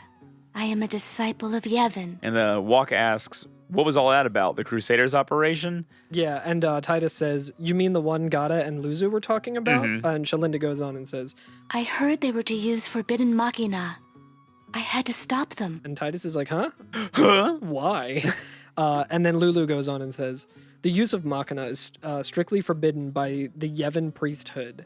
And like Waka's like Waka's needs to chime in here. Obviously, he says that's bad, yeah. Auron's just like, yeah, let them use whatever they want. Yeah. They still won't defeat Sin. Oh, I love it. Dude, Auron. Auron's so good. He's like doesn't give a fuck. He's like, who cares what they use or if they follow the teachings? They're not going to defeat him. It doesn't matter. Yeah, and she says, but it's not about defeating Sin. Shalinda says this, by the way. But it's not about defeating Sin. The teachings of Yevon must be upheld. And Waka, simping for religion. He's like, yeah, that's right.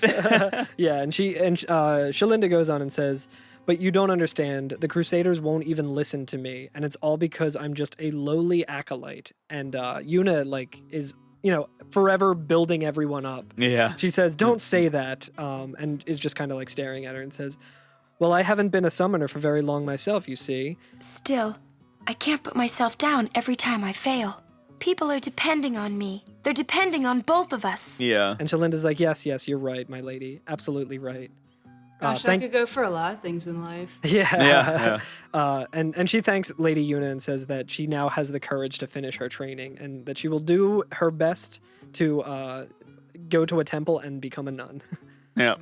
So different strokes for different folks, I suppose. But that is the bottom half of Mi'ihen Highroad. This opens up the nun mini game where we can at every save point. Now that we're level 3, we can play nun ball. We can pray until we get the place on the nun team. We can pray until our knees completely like pop. The final team that you have to fight in Blitzball is just a team of nuns. The Yevon nuns. Yeah. So on our next screen, there is an inn. Yeah, I'd love to take a nap. Let's go use the bathroom in this inn. Yeah.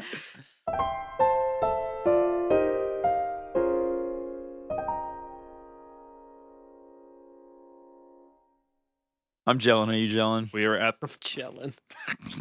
Remember the yachts. Yeah, so we walk into the next area and we're finally at like something else other than just giant stretches of road, right? Yeah. The so-called travel agency. Yeah, so there's an inn here, a travel agency. It's kind of like a shop, and on the left is also like a cliffside. So we're still like, even though we're walking like inlands, we're still not so far away from the ocean that the path doesn't go right by a cliff. Yeah, I forgot to take a peek because when last episode when Eunice was talking about Don't Forget to Smile, there was like a little overlay of the map, and I forgot to take a peek at seeing like what our path was actually going to look like. Yeah, but I'm assuming we're just like running along the coast. Right. Far enough that like on many screens we can't see the ocean, but we can hear. Yeah. But yeah, so we come in this area and Orange just says, "We rest here." And Walk is all upset. He's like, But this isn't our bed shop. Yeah. fucking Wonka. God. Damn it, Waka. Real problematic. And Oren calls him out and says, "Is that a problem?" Yeah. And he says, they don't... Waka's already rolled up the windows. And he says, "They don't believe in Yevon. And in Luca, they kidnapped Yuna." And Oren just says, "And where were her guardians?" Burn! Oh, Zing. got him. Yeah, zinging them. It is one Ow. thing, so they're all bad. Yeah, exactly. Like Waka has been dealt critical damage. Yeah. Waka's in a pinch. Yeah, and they like He definitely groans. And every ugh. every one of the guardians is kind of like looking sheepish, and they're like, "Ah, shit." And Yeah. like I think Titus Even starts kinda Kamari's looking off into the distance. He's even like Kamari's. I know exactly what's going on in Kamari's head too. He's just looking off and going, "Fuck that shit." He's like, "I was doing my part." But yeah, I think Is Titus. he gonna be like Kevin Smith in every? Like, he's gonna come with like the big moral at the end of the game. Yeah, and then he's gonna get called out in Final Fantasy X too, where Yuna's like, "Yeah, you're just quiet all the time, so that the one time you say something, you pretend like it has a lot of gravity to it when it really doesn't, you idiot." But yeah, I think Titus is like whistling as well, real goofy, being like, "Ooh," like nonchalantly. And yeah, Yunan breaks it up by going, "Sir Oren's just concerned about your health," and Waka's like, "I'm not tired one bit." Yeah, and Oren just goes, "Well, I am." Well, I am. And like, so good. Oh no, Dad's mad. I know. What I love about this is because like what Waka has been doing is pissing me off so much because like I loved Waka and now he's such a He would take us to McDonald's. Yeah. but I now know. Oren's Yeah, big here. disappointment. I love that he was so fucking stoked to have Oren on the team. Well, he was like the cool uncle, except the reason like. But you know, like the kind of cool uncle that your parents are like, "I'm a little worried about Uncle Waka." Like, yeah. What? I just love that, like, he was my favorite character, and then he's acting like an asshole, and I'm like, "Oh, Waka, you fucking shit." And then he's so excited about Oren coming on the road. He's like, "Oh my god, Oren's the best guardian ever. There's never been a better one than Oren. Oren's my favorite." And Everything's even like coming up, Waka. yeah, and even when you're in battle, like the first time he shows up, like if you have Waka and Oren, he's like, "Oh my god, I'm fighting with Sir Oren." Like he's so excited about it. And then like every time like something about Yevon comes up, Oren's just been like, "It doesn't fucking matter." Yeah, he's like, "Fuck that shit." Also, don't be racist. You Yeah, piece of don't be shit. racist. Who cares? And Waka's like, "Oh, I'm not tired." He goes, "Well, I am, so we're staying here." Like, oh, I love it. I love it. Yeah. He's just getting shut down by the guy he wanted to come on the fucking. I was gonna say on the podcast. the guy who wanted to. Yeah. Let's get Oren on. Yeah, oh, I love it. Waka, come on the podcast and defend yourself. Yeah, but then it kind of like just goes to black, and we hear the tune of like staying at the inn, and they're snoring. Like every time we do that, we hear the snoring, and then Titus says, As if I could sleep. And he's awake. "Yeah, What was that snoring yeah, then? what's the snoring, dude? It's fucked up. This isn't adding up at all." That's just somehow someone taught him to sleep. Yeah. It's like, nah, this isn't working. So we're inside the travel agency, but it is evening now. So we haven't like fully gone to bed, and it's not the next day yet. And as a matter of fact, somebody's standing in front of the innkeeper, so we can't speak to the innkeeper and try to like use the inn again. Who just says, "You guys already got your room, right?" And there's some characters standing around. Shalinda's here, Machen's here, and Lulu's standing there. So I talked to Lulu. She says this might be the last time that we can rest like this. Shalinda says the proprietor of this place is Mr. Rin. He's an Albed. Bless you, Yevon be with you. and also with you. Yeah. And she also says, but I was very relieved to find that he keeps nothing sacrilegious here. Like, Everyone's such a goddamn nerd in this world. I know. Like, Yeah. it's kind of fucked up, man. I don't see any rosaries anywhere, but I see a bunch of swords and knives. Yeah. And then I like that, like, the guy who's dressed as the fucking St. Patrick's Day Pope. And here's the thing. We haven't, like, explicit. Wait, have we? What has Meehan said about Yevon this far? It's a place on Earth. Oh, Yevon is a place on Earth. But I like he seems like a pretty humble, devout type dude. And even he's like, oh, Mr. Rin shops are all over Spira. They're quite convenient when you're on the road. Like, Meichin's into it. Yeah, dude. If Meichin says it's cool, it's fine. Yeah, dude. Cool Pope. Yeah. The cool Pope, yeah. Once something's been approved by Meichin, it's no longer immoral. What's the Simpsons joke about it's just like a quick cut to like Kent Brockman talking. He's like, the imposter Pope, which you can tell by his foul language and his sneakers. Dark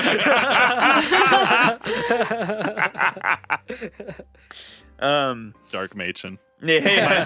Nighttime Meichin goes all out. Time for sin. So Titus walks outside. Or, I mean, I guess we as Titus walk outside. You can walk outside when you want, is my point. He goes inside and says, check it out. And, there's a nice little sunset kind of going down over the ocean. It's really beautiful. It is. There's some ruins in the ocean. That's they're, out a ways from the cliffside. Yeah. Really pretty. A bunch of old antennas on them and stuff. It looks very Star Warsy. Yeah, for sure. Like the entrance to Jakku. He says, in narration, that sunset was different than the one I saw in Kilika. It was quiet and almost gentle. Yeah, Titus, and then in real time, in non-narration, Titus says, man, that sunset just hits different. But he sees Yuna sitting near the cliffside, right? She's just kind of sitting there and looking out to the sunset. Mm-hmm. She's not really looking out, though. Oh yeah, she's kind of just staring at the ground. That's true. Probably deep in thought, yeah. That's true. You're not wrong. Having a sulk. And he just says, what you up to? Yeah. Yeah. Lame. Yeah. She says, I wish I could live in a place like this. I mean, she says it's pretty and says she wishes she could live in a place like this. Peaceful, living every day with a smile on my face. And then Titus is like, yeah, well, you can once you beat sin, right? And she says, well, a new sin will be born anyway. And I do like Titus here. He's like, well, you could just beat it again. And Yuna says, I wish I could. I wish that were so. Hey, you can. Trust me. You are the best summoner out there. He's like, I saw you beat one other summoner, so I'm going to assume that you're the best. Well, I mean, right now, she does have 100% victory rate. That's I guess true. That's pretty good. He's been saying this since, they really first met. Oh, yeah. The night they first met, she was like, do you think I could beat Sin? And he's like, yeah, sure, all right, yeah, absolutely. And he asks, why does Sin always come back? And she's kind of tells him this response that is kind of canned, if it makes sense. It's very a rehearsed kind of thing. Yeah. It's like something that she was just taught. Yeah. Yeah. She says, sin is the punishment for our vanity, and it will not go away until we've atoned. And I like that Titus, through his ignorance about the situation, actually kind of starts forcing her to think about what she's saying here. Yeah. You know what I mean? He says, how do we do that? What did we do that was so bad in the first place? Was it using lots of machina? Oh, wait, is that really such a bad thing? It took a complete dummy to come through. It took the biggest dipshit in Spira to open her eyes. I mean, it's a kind of that child thing where you're like, oh shit, I never thought of it that way, but that actually really makes sense. Yeah. I mean, if you're conditioned from a young age to think a certain way, especially in a religious context, oh yeah, this is the way it's always been. But if you have someone who's a full grown ass adult who knows nothing about your religion, It you can reminds get me- unbiased input. It reminds me of a time in high school where my friend Theo was in a theology class. I was going to say Theo is theology. We went to a Catholic high school, and he kept asking the priest that was teaching the thing legitimate questions about faith and stuff, and he wasn't doing it to be an asshole or anything. He was just asking he's like, wait, that doesn't make sense to me. Why is this? And he asked so many questions that the priest literally said, you're not allowed to ask questions in this class anymore. And he was like, okay, fuck it. You just slept in class for the rest of the year. Wow. He was and the weird thing too is that priest was How expected. that priest was obsessed with the Lord of the Rings, and he loved Theo just because he was reading Lord of the Rings at his time. So he's like, yeah, I got an A because he liked me, but I kept asking him questions and he told me to stop asking questions. So much for learning. Yeah. Yuna says, it's funny. Ever since I was young, I never questioned it. But now that you ask me if it's bad or not, I don't know. There's so many things that I don't know. And Titus just goes, well, we're the same then. And then he does this devastating own. Yeah. And then he does like this like bad portrayal of Maester Micah. Like I feel like you have to drop in the really fucking voice on this because like Yeah. Oh, such thinking is very unbecoming of a summoner. It's funny because she just like looks at him like, what the fuck are you talking about, dude? And Titus has to like tell the joke. Oh like, yeah, he goes, like explain the joke. He's like, sounds like Micah, right? And, and then she starts laughing and like puts her hands up to her mouth and is giggling, and she says, that's not very nice, you know.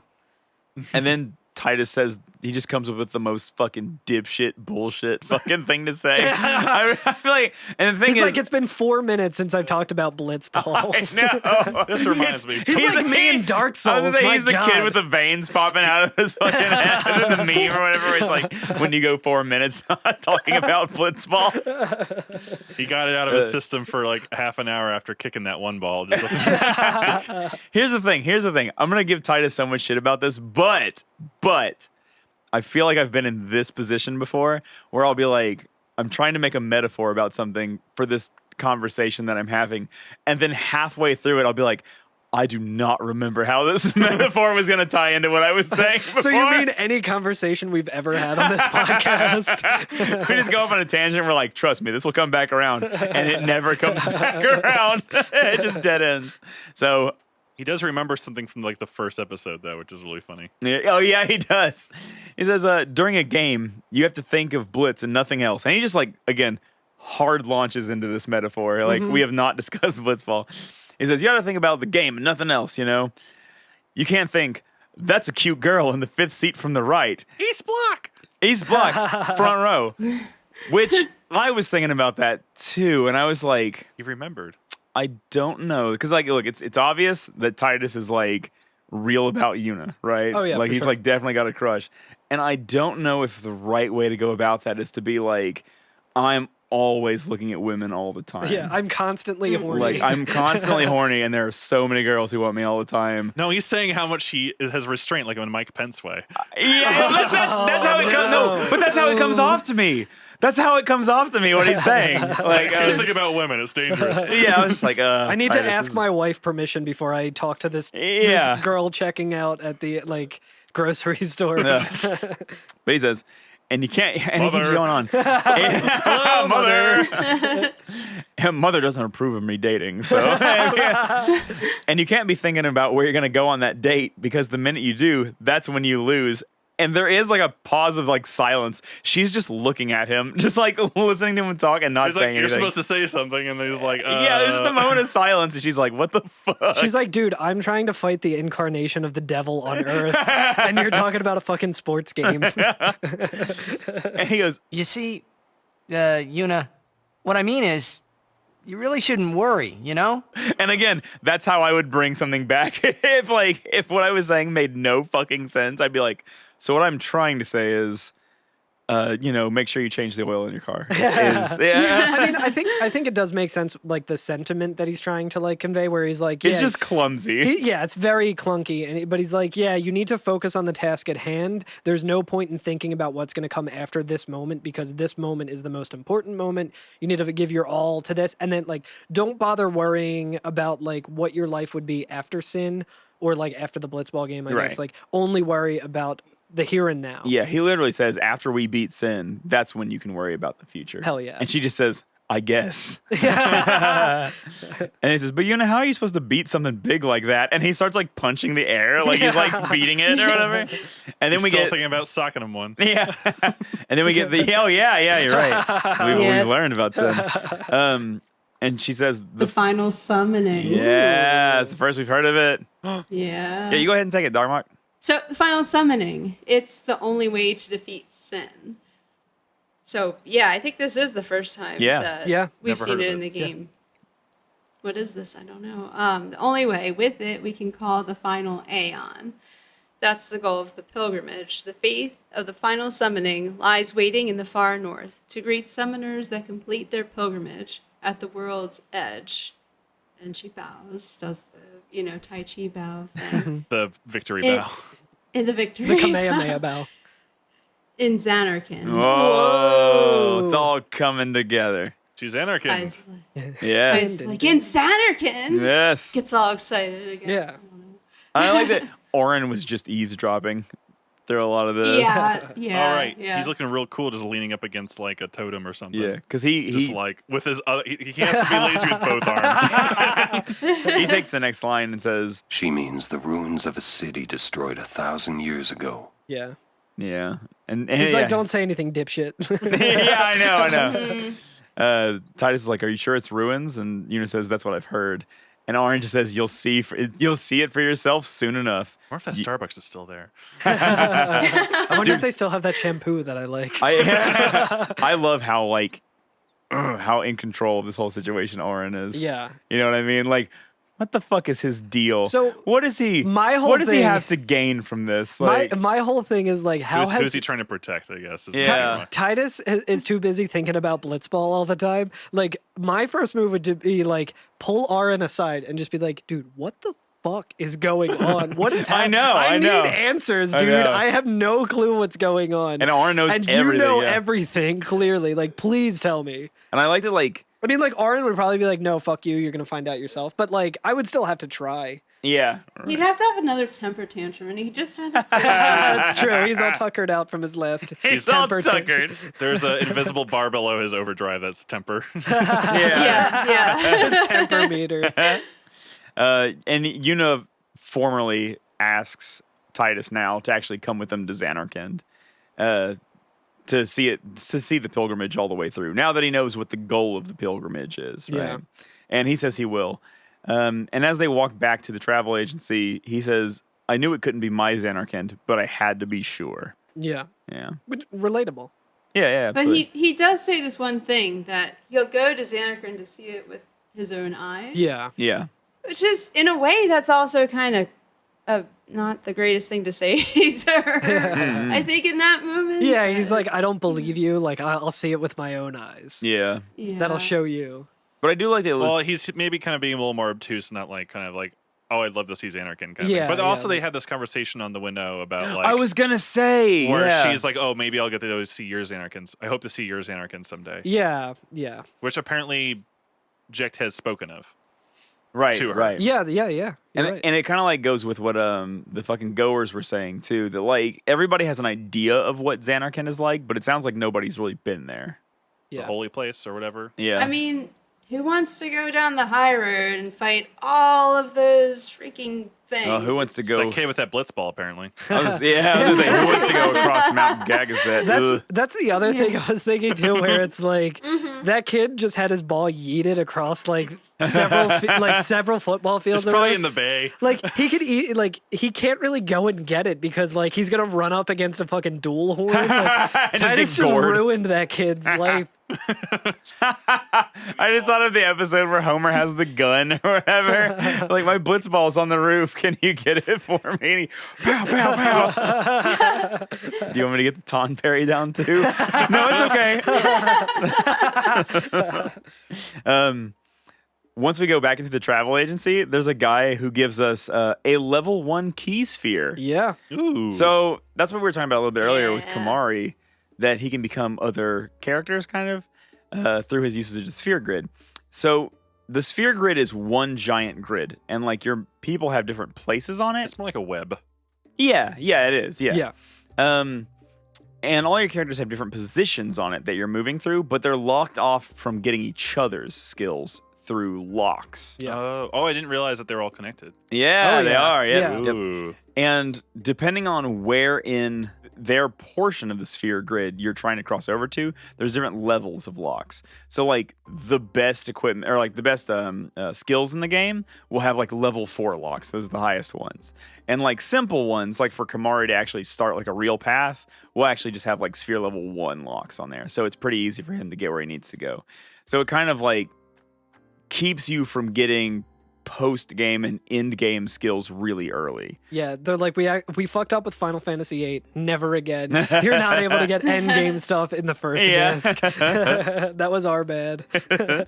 But we get that now, and you can, if you want, you can read the little monitor with the tutorials on it, and it will teach you how to do that. Yeah, and I think at this point, if you're using the sphere grid just along with your natural progression up to this point, you will have seen probably on everyone's sphere grid, you'll have gotten Like a past, lock or something. Yeah, one of the level 1 locks. Yeah. So now this kind of opens that up for you. Right. Shit. Yeah, there's been some level 1s and 2s in there and stuff. Yeah. Yeah. And like a lot of people's like sphere grids will end where another one begins. Yeah. But because they don't want the person beginning to go backward and get the best shit, the beginning of their stuff will have like a 3 or a 4 on it. Yeah. Because they don't want somebody just jumping in to getting, like delay attack or something like I that. want that one that Kamari has. It's surrounded by level 4. What, is it double magic? Double cast? It's Ultima. Oh, Ultima. Ooh. Oh, It's right in the middle. What's that? I've never heard that word before. Yeah, no idea.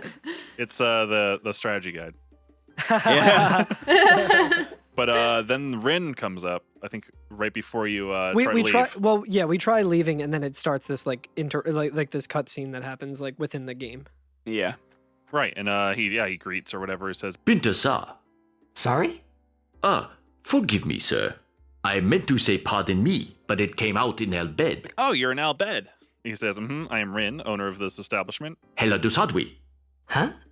It means nice to meet you. And he says, "Well, helly do sad we to you too." Oakley dokley. Yeah. Helly do sad we.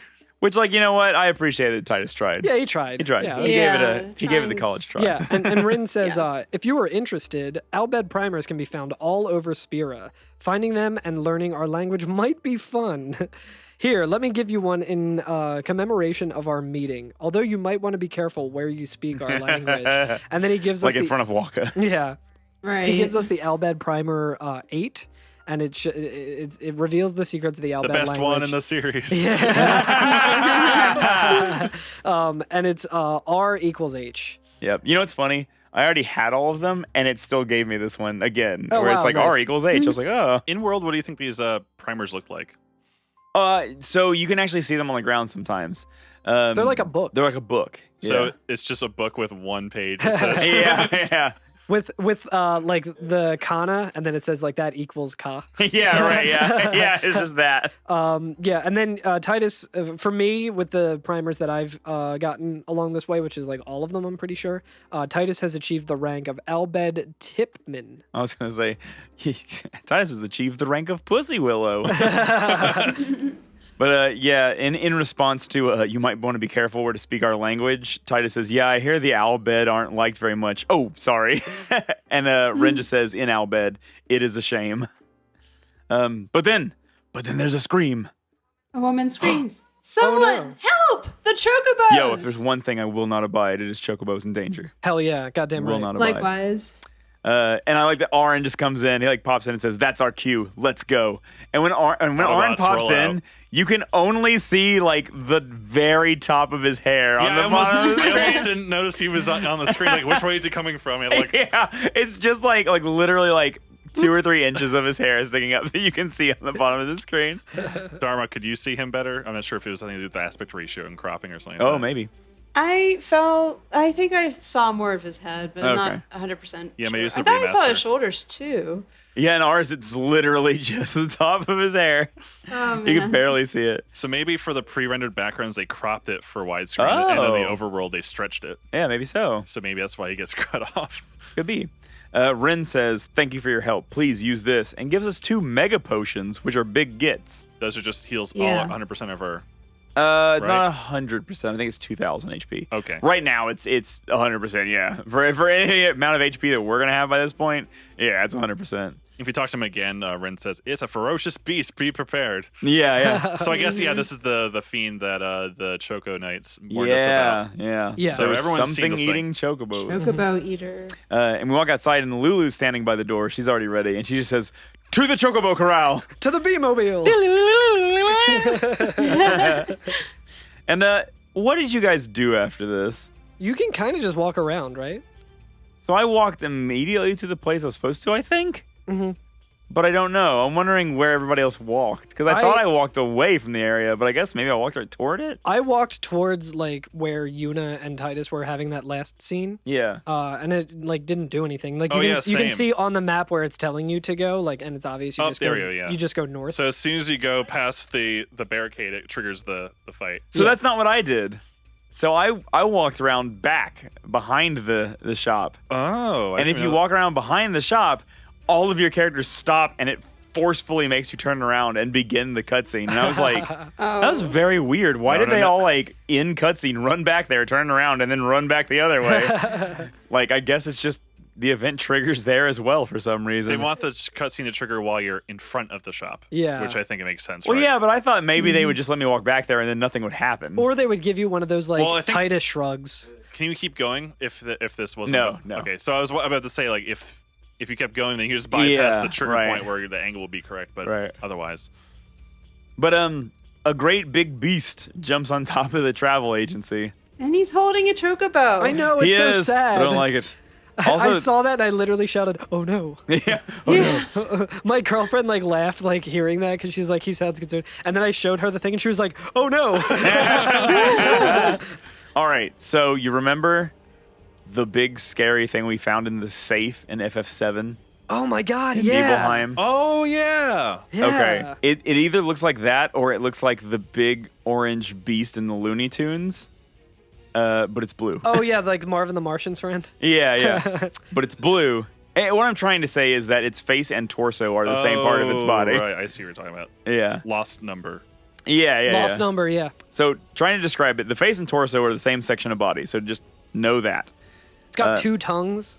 So it has one upper it's jaw weird. and two lower jaws, like two entirely different sets of teeth that curve in. It's like a cleft And two- kind of palate type of thing. Yeah. It's Oh yeah. you know. Yeah, like the teeth actually like come in toward the middle, and then it has the two tongues, one in each like half of its bottom mouths. Yeah. How I already describe it. It's fucked up looking. It's got armored on top. And It's got pauldrons. It's got a shell on top. It's got pauldrons. It's got nice armored feet and fists. So you cannot attack this thing from the top or front, I guess is the point, right? And its arms are long. When I first played this game, I thought he was going to eat the chocobo he was holding. Dude, so did I. Oh my God, me too. So I did was I. so I was nervous. like, My heart couldn't take it. I was like, Yeah, they I was like, wouldn't. no. They wouldn't show us this, would they? Yeah. Maybe now they would, though. I don't know. The gritty reboot of FF10 is gonna have We that. don't want that. I mean, isn't that what we like kind of need? Is a gritty reboot. But he lets it go. They probably And would have he made it gets like an egg stealer and just like munching on eggs or something. Yeah. And it's true. He kind of just lets the chocobo go. Yeah. Can you blame him? We all look like we're a bunch of snacks. Yeah. Snacks. More snack per capita.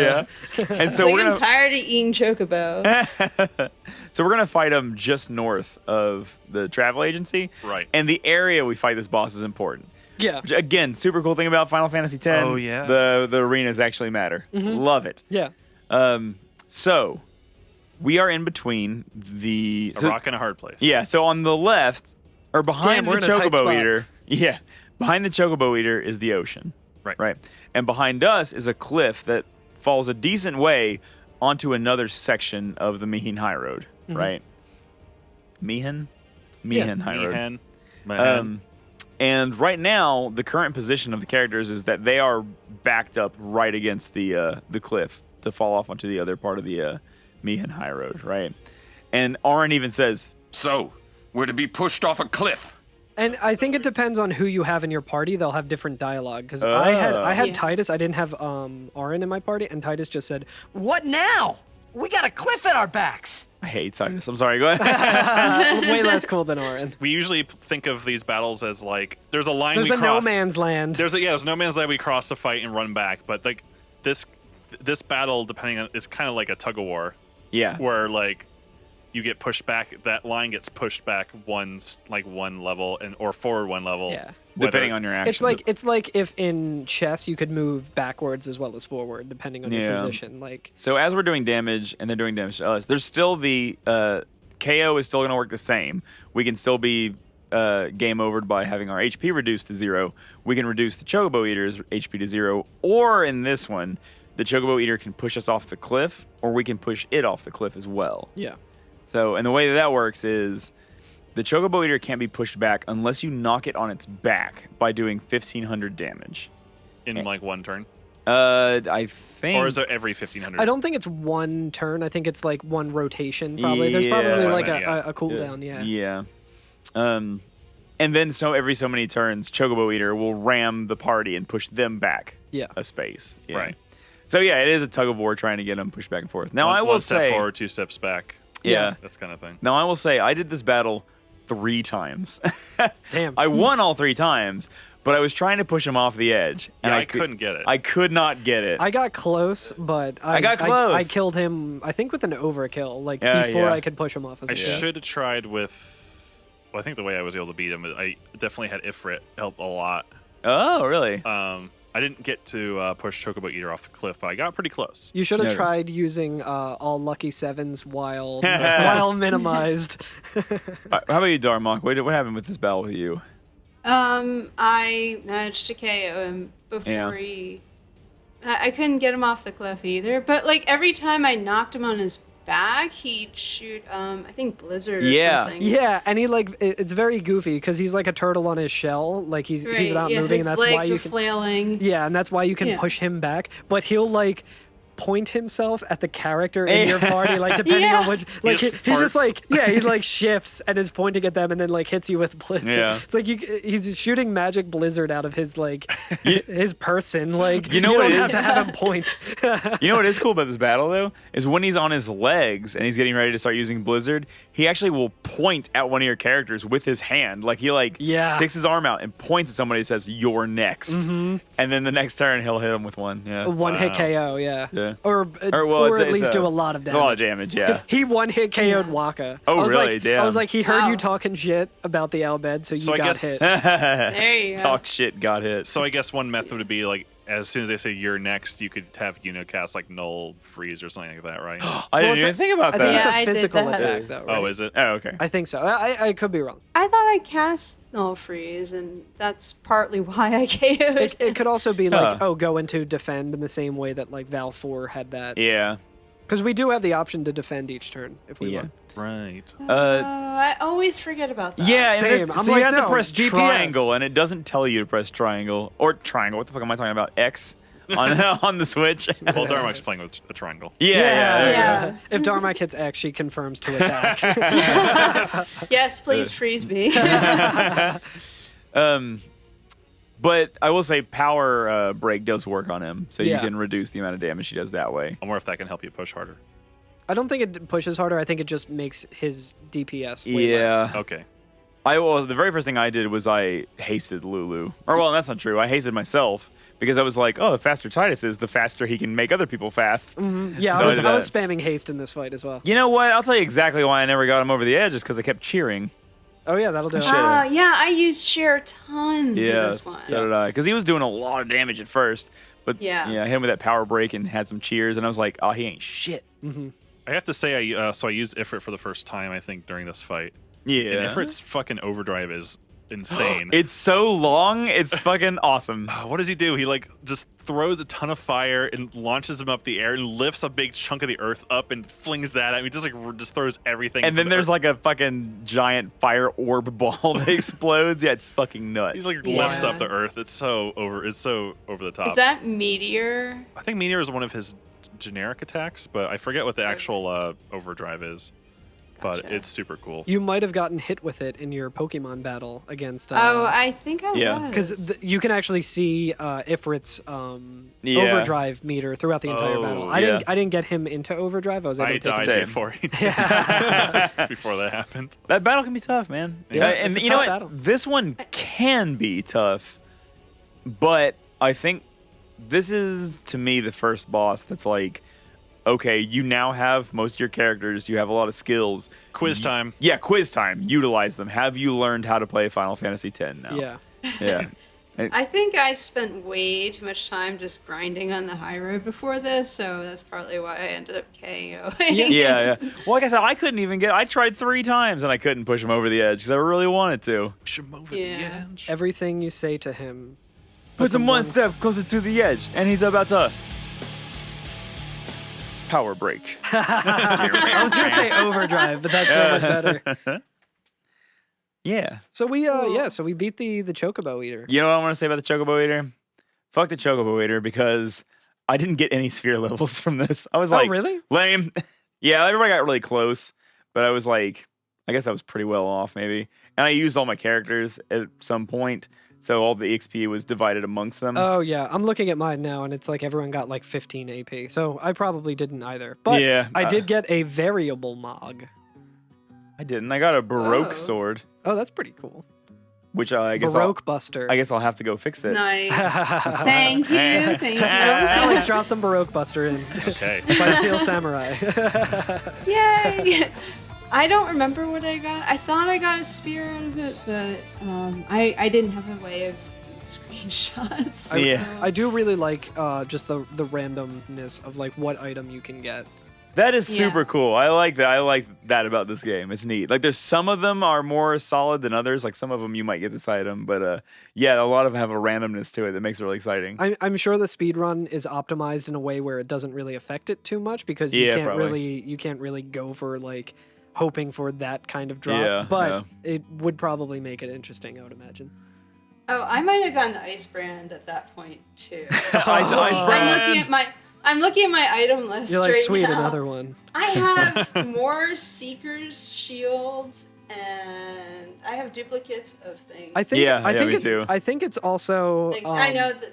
I think there might be different abilities on them, like potentially, because like I have a couple of like I have 2 scouts with Waka, but one has ice. Yep. Yeah. So.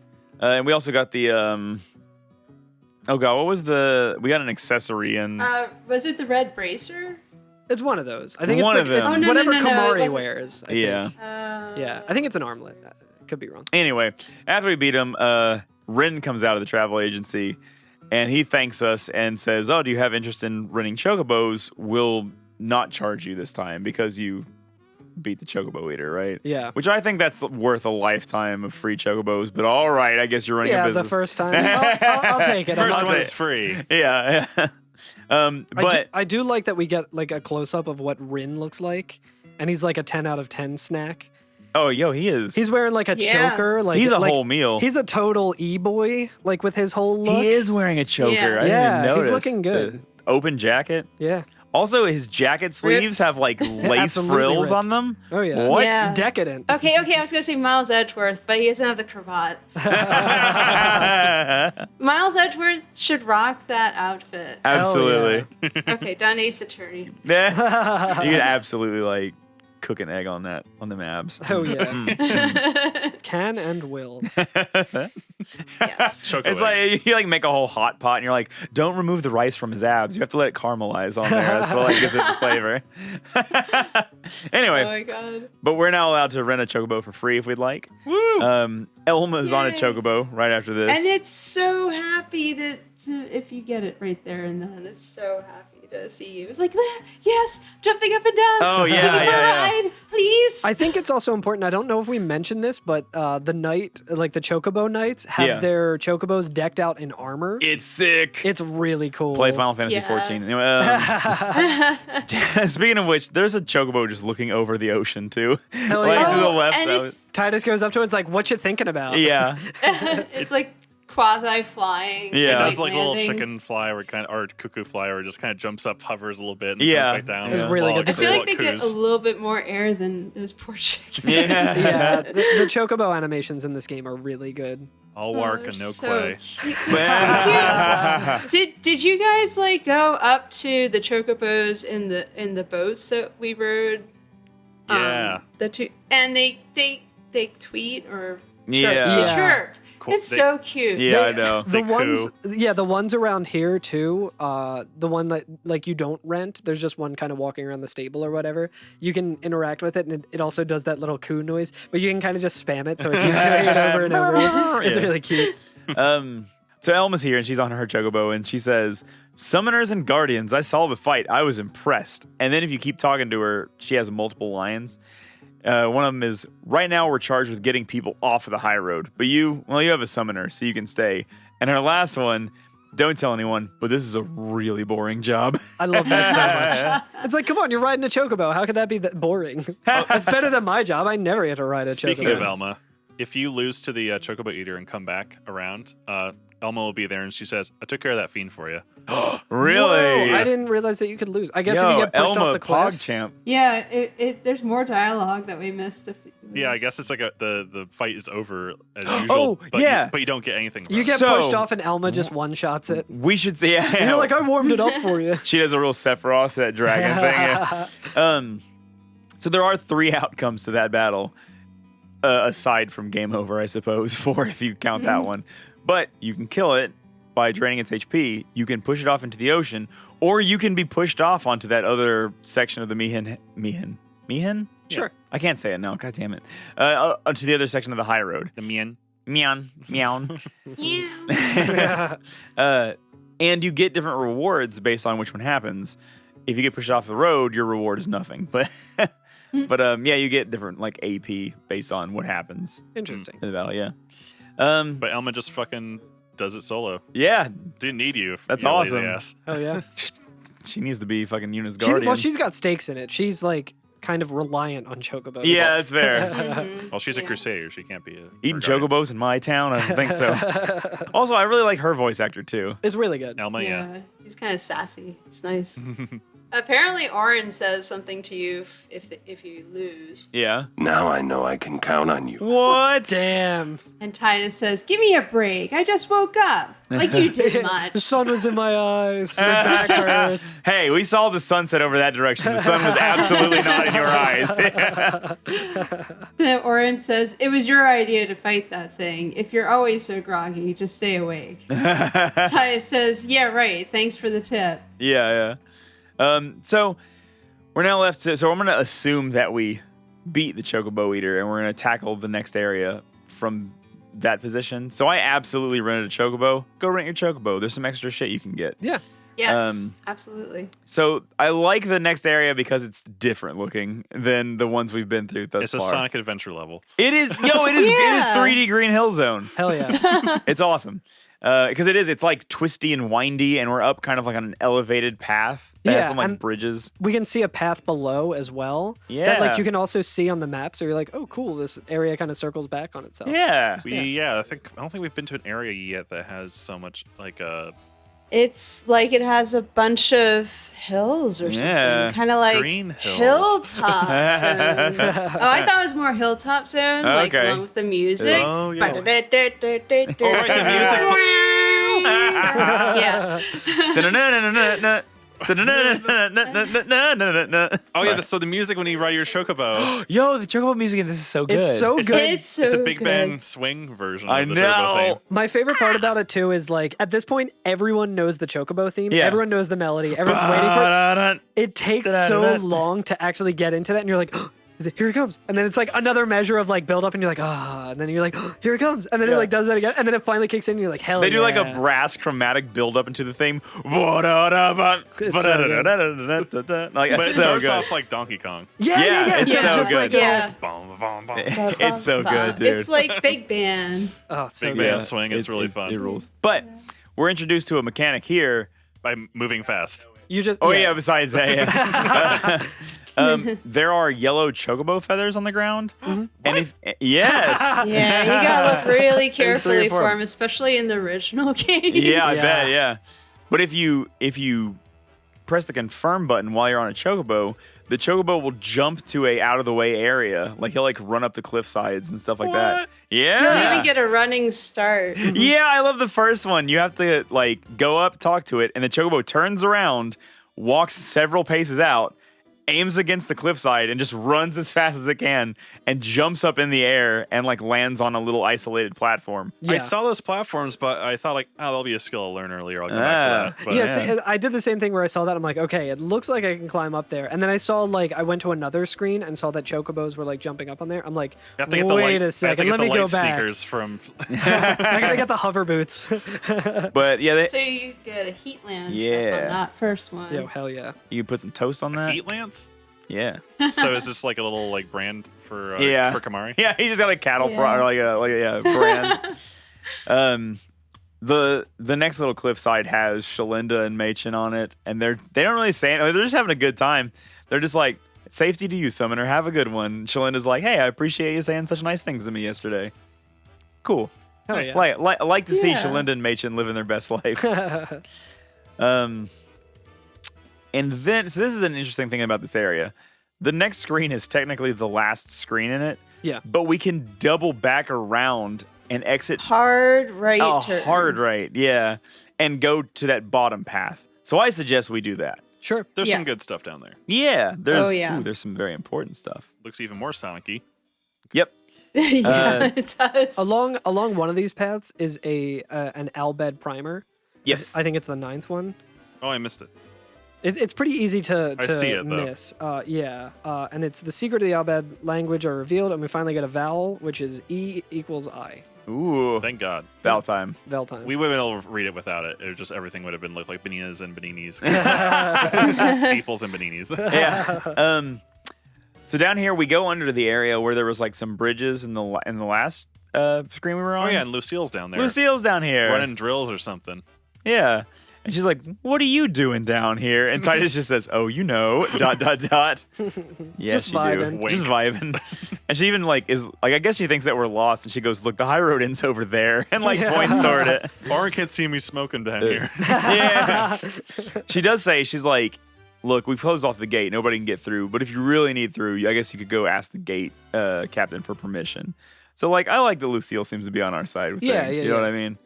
But if we go all the way back into this little cubby hole, as far as this path will lead. Awaka. Oh yeah, I guess is he back Yeah, there? yeah, he's back here. He says, Coming down to the old road was a mistake.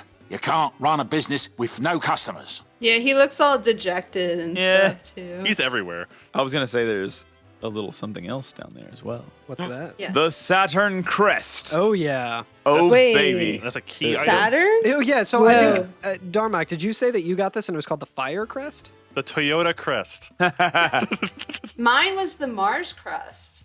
Really? It sounds like Yes, you said Mars really. Crest, which sounds delicious. No, Mars Volta. Oh, that's for you, Mr. But I Zwanzig. prefer at the drive-in, so. Oh. Hell yeah. I must have read 1,000 primers. On the way back from that, there's another chocobo feather that we can use to jump up on a couple platforms. Yes. And then there's a thunderblade that's in one of the treasure chests. Ooh. Sandabredo. Were you playing in Japanese? No. There's a scout up on one. Yeah, of the Thunderblade and the Scout are on the same Another jump. scout? Oh yeah, you get Yeah, to, I know. Another Does scout. this one have different Yes. specs? I think it does. Yeah. There's one before that too that has a fortune sphere. What does that do? Because I didn't look it up. It allows that's you luck. to use to unlock the luck ones. So Nice. back on Kilika, we got a luck sphere, which allows you to put a +4 to luck on nice. your grid, and the fortune sphere was what unlocks it. Oh. That's the thing. So even if you get one that allows you to put something in your sphere, you still have to get a sphere to unlock it. You need both of the Yeah. keys to turn to Exactly. to fire Oh, the yeah. missile. Speaking of which, we got if you win the Blitzball game, you get a strength sphere, Oh man. and that's +4 attack. And I was like, well, I could bring up somebody that doesn't have enough attack, or I could just give it to Oren. And so I gave it to Oren. And so like Oren is just doing so much fucking damage. That's like a 25% boost to his damage right now. God, that kicks it's ass. insane. He's like so strong in my game right now. So, can we go back to the crest yeah. for Yes. a second? Right Who into that got- crest. Okay. The crest on Birdman's helmet. If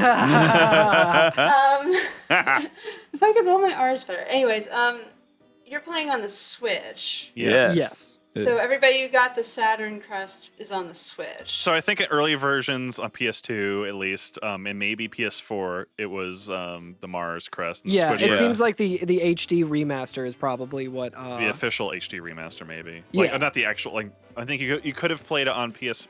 Well, Darmock, you said you were watching a PS4 playthrough, and it was still the Mars Crest, right? Yes. So it might have. Yeah. Who knows? Who knows? Doesn't matter. It is the HD remaster PS4. That's how they titled the. Yeah, so it looks like these items, these crest items that we've been finding throughout here, they're in different chests in different versions. I just keep thinking about how like the premise of this show is that we should be like somewhat knowledgeable about the topic, and we're just like, who fucking cares what's in that? So It's either the Saturn or the Mars one. It's fine. Saturn Volta isn't a thing. Longtime listeners of the show will know that we don't know shit. I mean, what if I'm lying? Oh. I just used it so we could get into at the drive-in. Oh, I drive a Saturn Astra. I should have used that as a joke. It's too late now. Oh yeah. So we have there's several friends hanging out back at that screen that actually exits the Mi'ihen Highroad. Yeah. The kids. There's so many friends. Okay, yeah. So there's kids, and the kids are adorable because they're just like, oh, my job is to carry around food. Yeah, like I deliver food to the Crusaders. Oh yeah, they're new enlistees probably. Yeah. Yeah, wait. He says, my job is to clean up everyone's stuff. Big job, huh? Yeah, Clasco's here, being a fucking mope as well. He says, oh, Lucille and Elma should have been here by now. What's taking Elma so long? And I know it's taking Elma so long. She's walking around being bored. Yeah. She's like, this is such a boring job. She's either being really bored or one-shotting the Chocobo eater. And then Lucille is down there just fucking smoking some weed. just off by herself. And there's also smoking some doinks. You know them Chocobos love them greens. Me and my Chocobo's gonna go enjoy some greens. One for you, one for me. I think we also mentioned that Owaka's here. You can lend him Gil again. He doesn't really have much this time, or at least he didn't for me. I don't know if that's dependent on how much Gil you give him. We'll see him again soon enough. Yeah. He's kind of just talking about how like he has no customers around here. Donna and Bartello, baby. Yeah, those motherfuckers. Those motherfucks. They're here. And I like it. Donna's fucking Karening on. Yeah. How many times do I have to tell you I'm a summoner? Will you get the manager? I need to speak to the manager. Oh my God. Flashbacks to retail job. The Crusader's like, I am the manager. The Crusader's just like, sorry, ma'am, no exceptions. And she said, you dare impede a summoner's pilgrimage? And I think like Bartello like crosses his arms or like puts them on his hips and he's like trying to look tough. And he just goes, sorry, ma'am, no exceptions. he gets sterner sounding too when he says that. Yeah. And he says, the Mushroom Rock Road is off limits to non-Crusader personnel until the end of the mission. We apologize for the inconvenience, but this road is closed. You'll have to take the sub to 48th and then walk back to 46th. Longtime fans of Philadelphia will know there's not a stop on that on the L on that road. So yeah, if you talk to Donna, she'll say like, "Oh, it's you." So I also want to point out I was still riding the Chocobo during this scene. Me too. So the Chocobo music still it's like dun, dun, dun, dun, dun, dun, and she's like, please let me pass. I'm a summoner. He's like, no, ma'am, no exceptions. With that goofy song. She says, as you can see, not even summoners can pass. But they'll call on us in the end. Just wait and see. In the meantime, I think I'll have a nap. Yeah. Oh, Bartello. Oh, Bartello. Oh, right. She says in the saucy. That's not a nap. Yeah. So yeah, we discovered on the Winnow that they are maybe more than guardians. Oh yeah. They have a non-professional relationship probably. And I feel like they have a good thing going. Yeah. I feel like seems like a pretty good if you were life. going on a quest. They're assholes, but you know. My boyfriend doesn't talk. No disrespect. He's the perfect He's boyfriend. the perfect boyfriend. Super muscly and doesn't say a word. It's good. If you try to walk like to the point that we're going to with your Chocobo, Clasco stops you and he says, you have to leave your Chocobos here. Come on, everyone off. Yep. Basically, this area that we're at, it's kind of like we said, there's different people here. There's the Crusaders, there was Donna and Bartello. There's like a little gathering here, kind of different people. And there's a gate that kind of is leaving the Mi'ihen Highroad, right? It's currently blocked by the wagon. That carriage, that wagon is blocking it. And so it's like a checkpoint, essentially. So there's like a bunch of different Crusaders checking things and doing some work around. And I just like the vibe of this little area because it's kind of busy. You know what I mean? It seems like some things are going on. But yeah, under that little gate that we would need to get through currently, it's just completely taken up by that caravan. But yeah, Gata and Luzu are escorting it. And Luzu says, "This is the last of them." Good to have you with us. Go on through. And so we finally get a look at what they were transporting. Yeah. And it's something real fucking nasty. It's something, it's totally normal. It's Kinda looks like a fiend. Yeah, it's like a... I mean, it's just like Pokemon World where anything that's evil is just a fiend, right? Yeah. What's the actual name of those little bugs that kids call roly-polies? Roly-polies. Roly-poly pillbugs? Pillbugs. Pillbug, yeah. It looks like a big, nasty, fucking gross-ass pillbug. It's a big Kabuto. With claws. Yeah, with nasty claws. Big, it's like red and gray. It's just a large red roach. We can only see it through like the grating on the side of this wagon. Like we don't get a clear look at it, but we can kind of see it through like the windows or whatever. I'm sure Right. Darmock got even a less clear picture out of it. Yeah, it was kind of grainy and pixely. Hell yeah. I do like this this kind of development though, because to me it makes me a little bit unsettled. Yeah, because I'm like, wait a minute, the thing that was on both of the boats that we were on, and that like, we weren't allowed to go near. was this fucking like grotesque abomination. Like, what the fuck are the Crusaders doing? Yeah. Like, what are they doing? Now I'm joining the people of Luca now. I'm a little bit worried about these guys. It's a little sus. Yeah. And they see us, and Gata says, teach me how to play Blitz sometime. And we're like, oh, how about tonight? Oh, you can't tonight. The intro scene of the game. Anyway, who says, wait around. We'll have Sin beaten in no time. Yeah. And Titus just gives a little fist bump. Yep. And after that, they leave. Like, they continue on. And the guy who's, like, actually doing the checkpoint, he says, like, oh, any donations toward Operation Meehan would be greatly appreciated, and we can donate for different items. And then we can get another scout if we want. We can get another scout. I was able to get yeah. the Ice Lance, which is the second one. Is that the one that you have to spend 10,000 gil for? That's 5,000, I think. Is or 10 bits. Weird, because I only see. I don't remember the prices. So there's 3. Yeah, so it's 100 gil, 1,000 gil, or 10,000 gil. Okay, 1,000 is the Ice Lance. Yeah, I got the Ice Lance as well. What I is couldn't the afford the 10,000 gil? 10,000. Yeah, me neither. I don't know. I only have the moon ring. The moon I ring. think I did spend 10,000. Nice. Fucking throwing Gil over here. Yeah. All the grinding. Throwing gil like it's a on Final Highroad. Fantasy V speed run. That joke is for a very small amount of people. I hope Mr. Zwanzig was just like, hell yeah. Yeah, moonring. I did get that. Yeah. Interesting. 10. The guy who's actually blocking our way past here, I guess like the guy who's stopping traffic from getting through this little checkpoint. If we talk to him, he says, Hey, you're a summoner, and are guardians, right?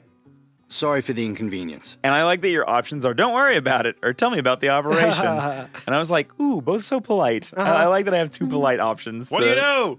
Yeah. So I said, Yeah. tell me about the operation. And he's like, what, they didn't tell you?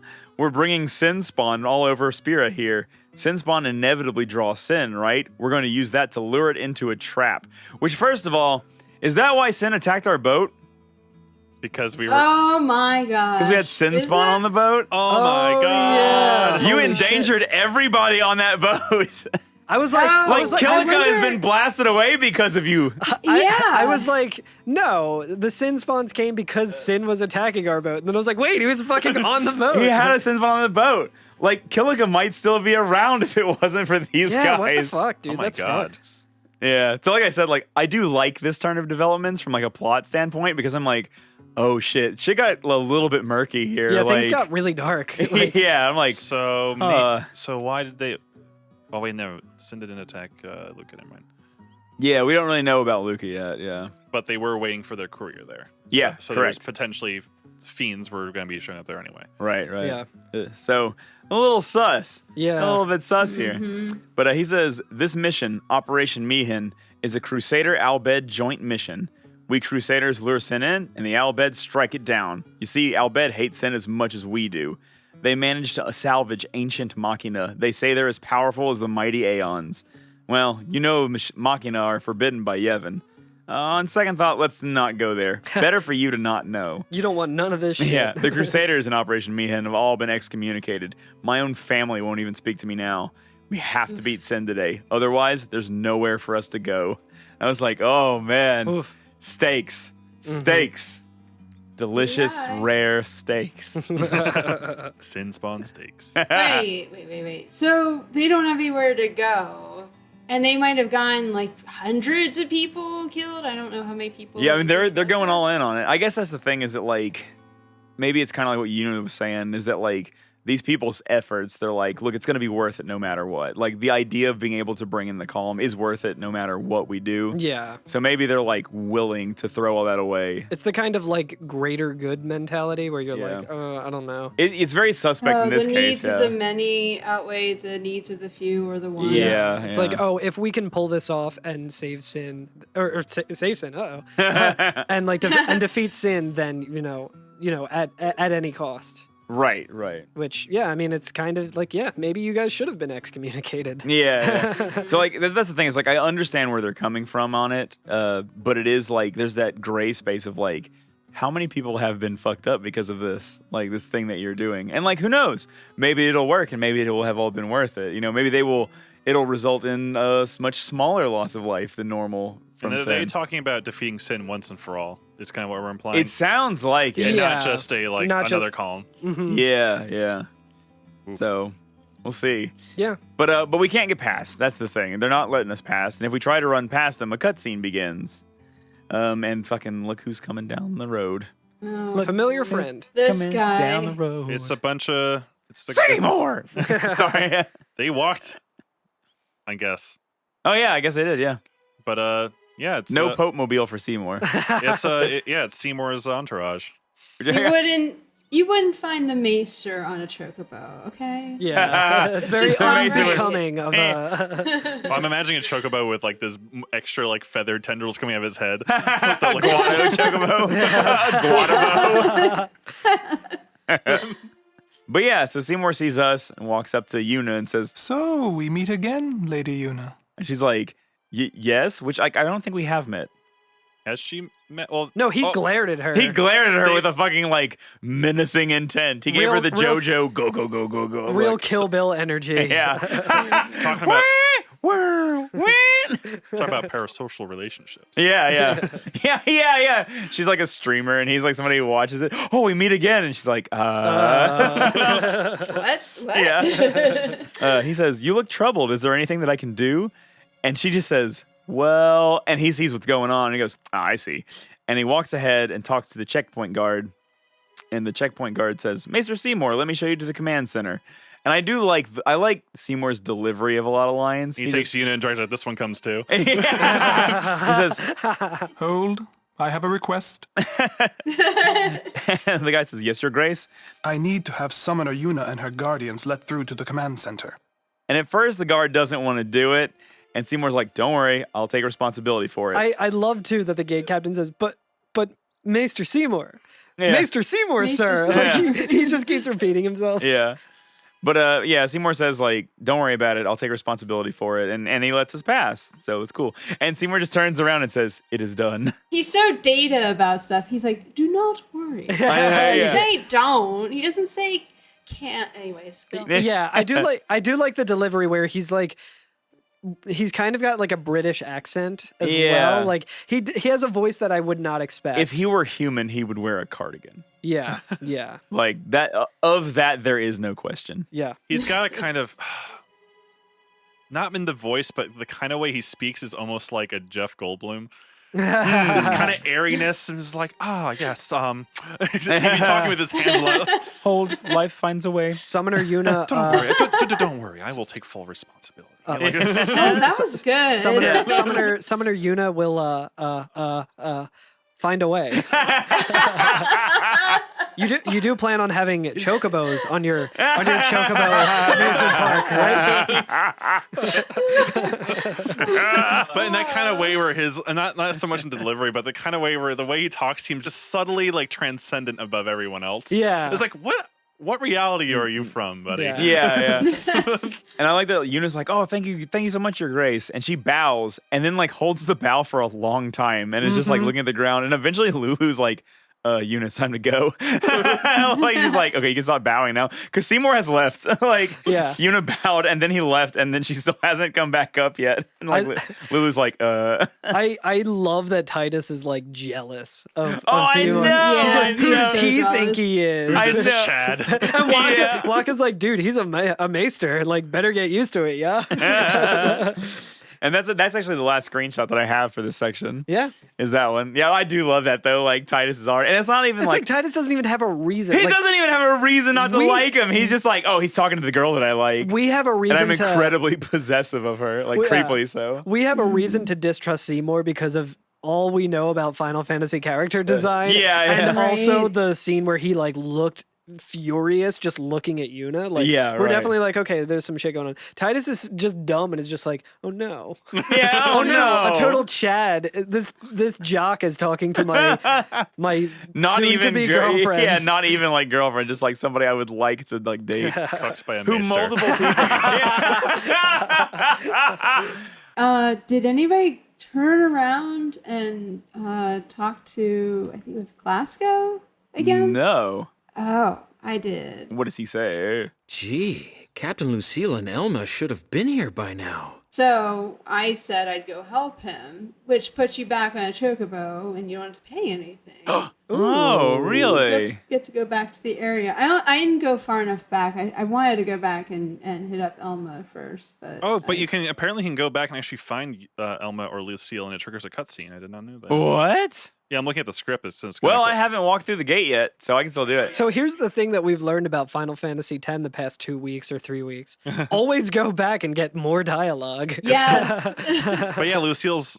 So I guess you go back to probably. I'm guessing the area that you were. Oh wait, I have my Switch in Japanese right now. I'm not gonna be able to see it. Sir, support units are in place. Mounted units have finished all exercises. Evacuation of civilians almost complete, sir.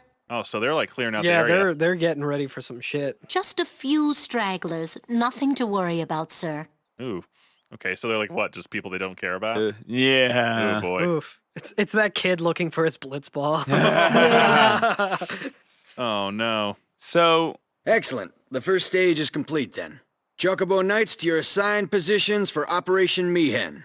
Sir. Phase 1. Here we go. Here we go, boy. ladies and gentlemen. We're getting ready for phase 2. if you take your chocobo further back to the earlier part of You that go all the way back to road- Luca. If you go all the way back to Besaid. Yeah, I mean, to where we were, having our Pokemon battles and stuff. Yeah. There's no one on the road anymore. Oh. That's so scary. That is very unsettling. Because Yeah. like the cool thing about this was I was running back and forth on the road a couple of times because there's just NPCs like walking around all over the place.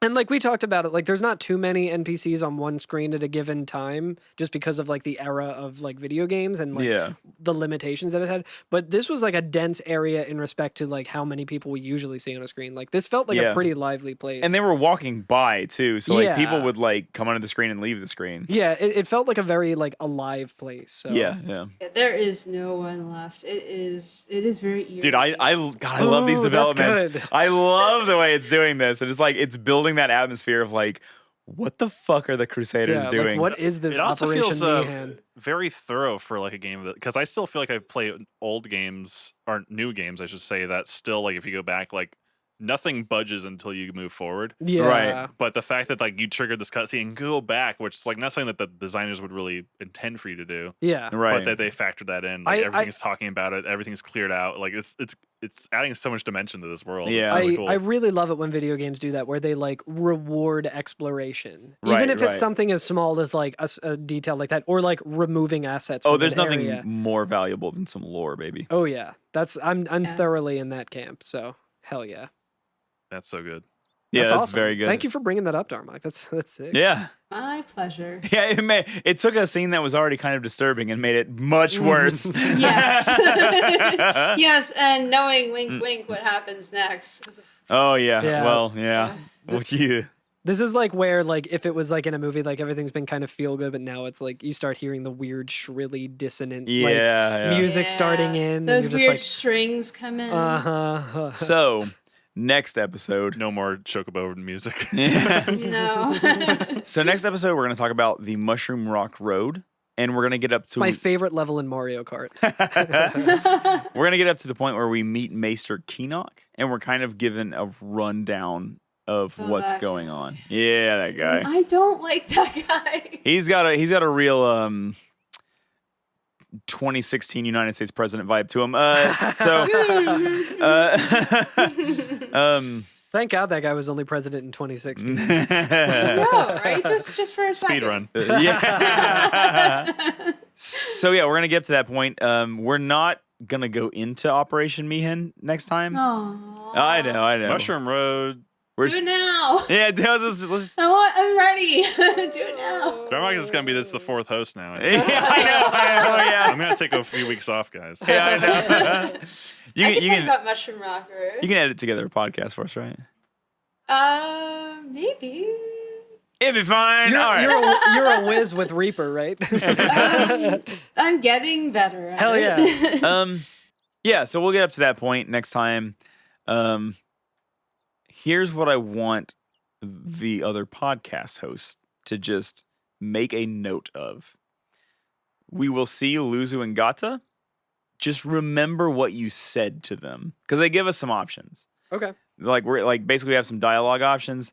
Darmock, don't give it away. I'm not saying anything. Okay. I already got there and I said that the number one priority is protecting all the hot dogs. Protect the junior classmen. Secure the hot dogs. Name my necklace. What do I always name the necklace? Piss? Piss. Oh, yeah. In FF8, I always name it Piss. Like PISSSSSS. It's Ultimation's like, I will junction myself unto piss. Anyway. Dehumanize yourself in junction to piss. There's gonna be a lot of stuff cut out this episode. Dude, I'm glancing at the clock every few minutes. I know. We've recorded 3.5 fucking hours this time. Oh my gosh. Alex, please keep that as a clip that we can use again in our FF8 season. At the end of our FF8 season. From this point, you just make a super cut of all every the times fucking we Final Fantasy VIII episode. We're simultaneously recording the Final Fantasy VIII season. Yeah, over the course we'll do Final Fantasy VIII last, and we won't actually record the season.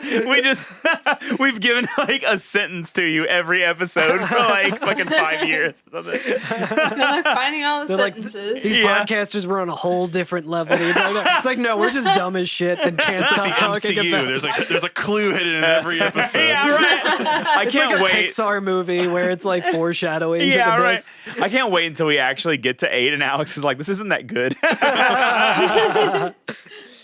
Oh my god, it's so good. Or all the stupid jokes of that's what you keep going the fuck on about. It's like, this is the joke that we made in this episode, and people are like, oh, that joke wasn't even that funny then.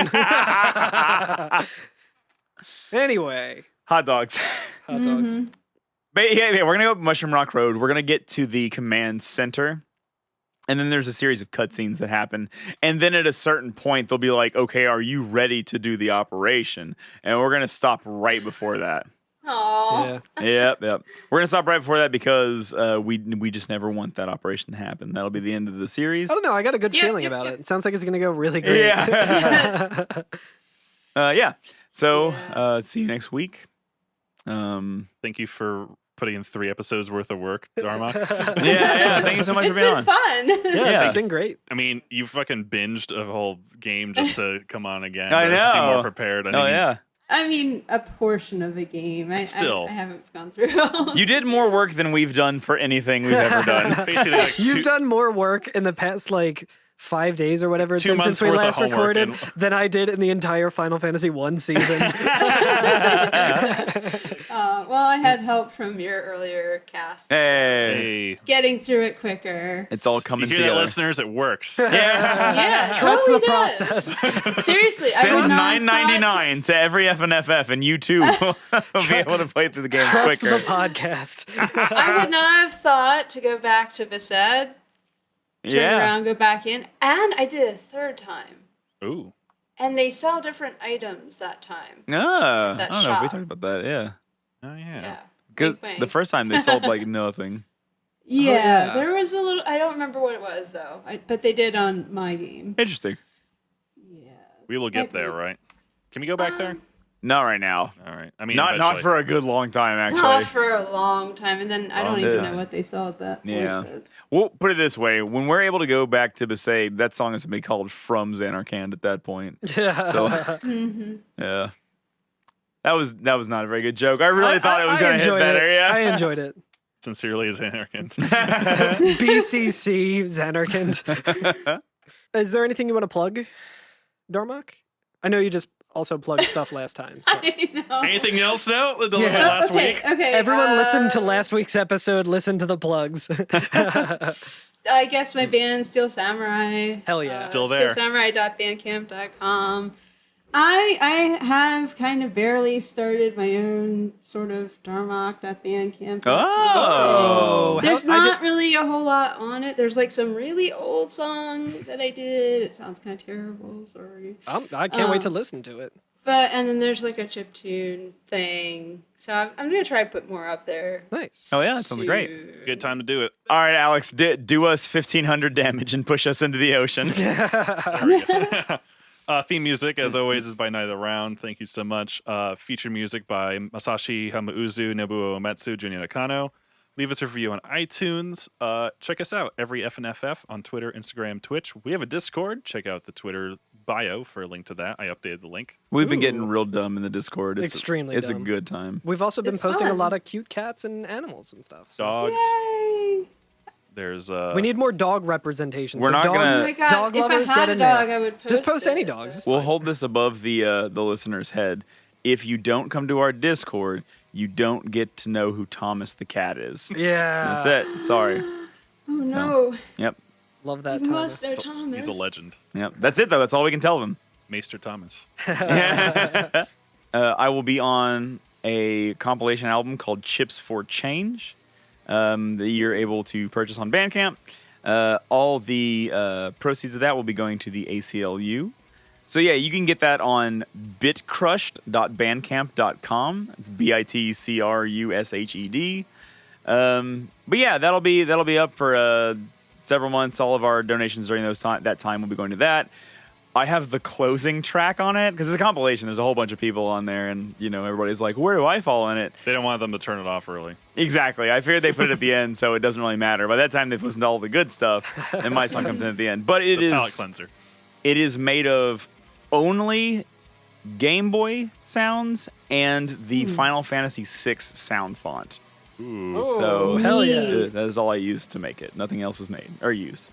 So yeah, enjoy that or don't. I will probably, hopefully, have a couple of announcements, speedrunning related. Yeah. By the time this episode comes out, We it got might to already do be 2 under weeks the in a wraps. row now. Yeah. Yeah, so no news yet. I don't know when news is coming, but keep an eye out for that, I guess. Put it this way, listener, whenever you get to hear this, today is Hatsune Miku's birthday. Hell yeah, happy So, birthday. Happy Hatsune birthday. Miku. Creator of all things good. Yeah. Happy Creator birthday, of the Queen. Jack Shot. It doesn't have a name. Put the Miku hair on Jack. Oh, from the dream. Do we from the we have dream. 2 of them now? We just keep going. Hatsune Riku, Hatsune Micah. Yeah. I think last season we had Hatsune BK. Hatsune BK. I'm sure. Yeah, we'll look for him as we keep going. Yeah. There's a lot of good 2-syllable names in this Yeah. season. Yeah, that's Oh, all. I'm trying to think, and I can't think of any more. Sorry, go ahead. No, can't think of a good button. Yeah. I might just take some from our music Mars Volta. No, Oh my god. shit, and just stick at the end. I can't think of any fucking gags for that either. I was gonna say Owl The Bed obituary Drive-In. showed At the Meehan. pictures of At the Meehan. At the Meehan. There the we go. obituary showed pictures of Meehan. Bye. Bye. See ya.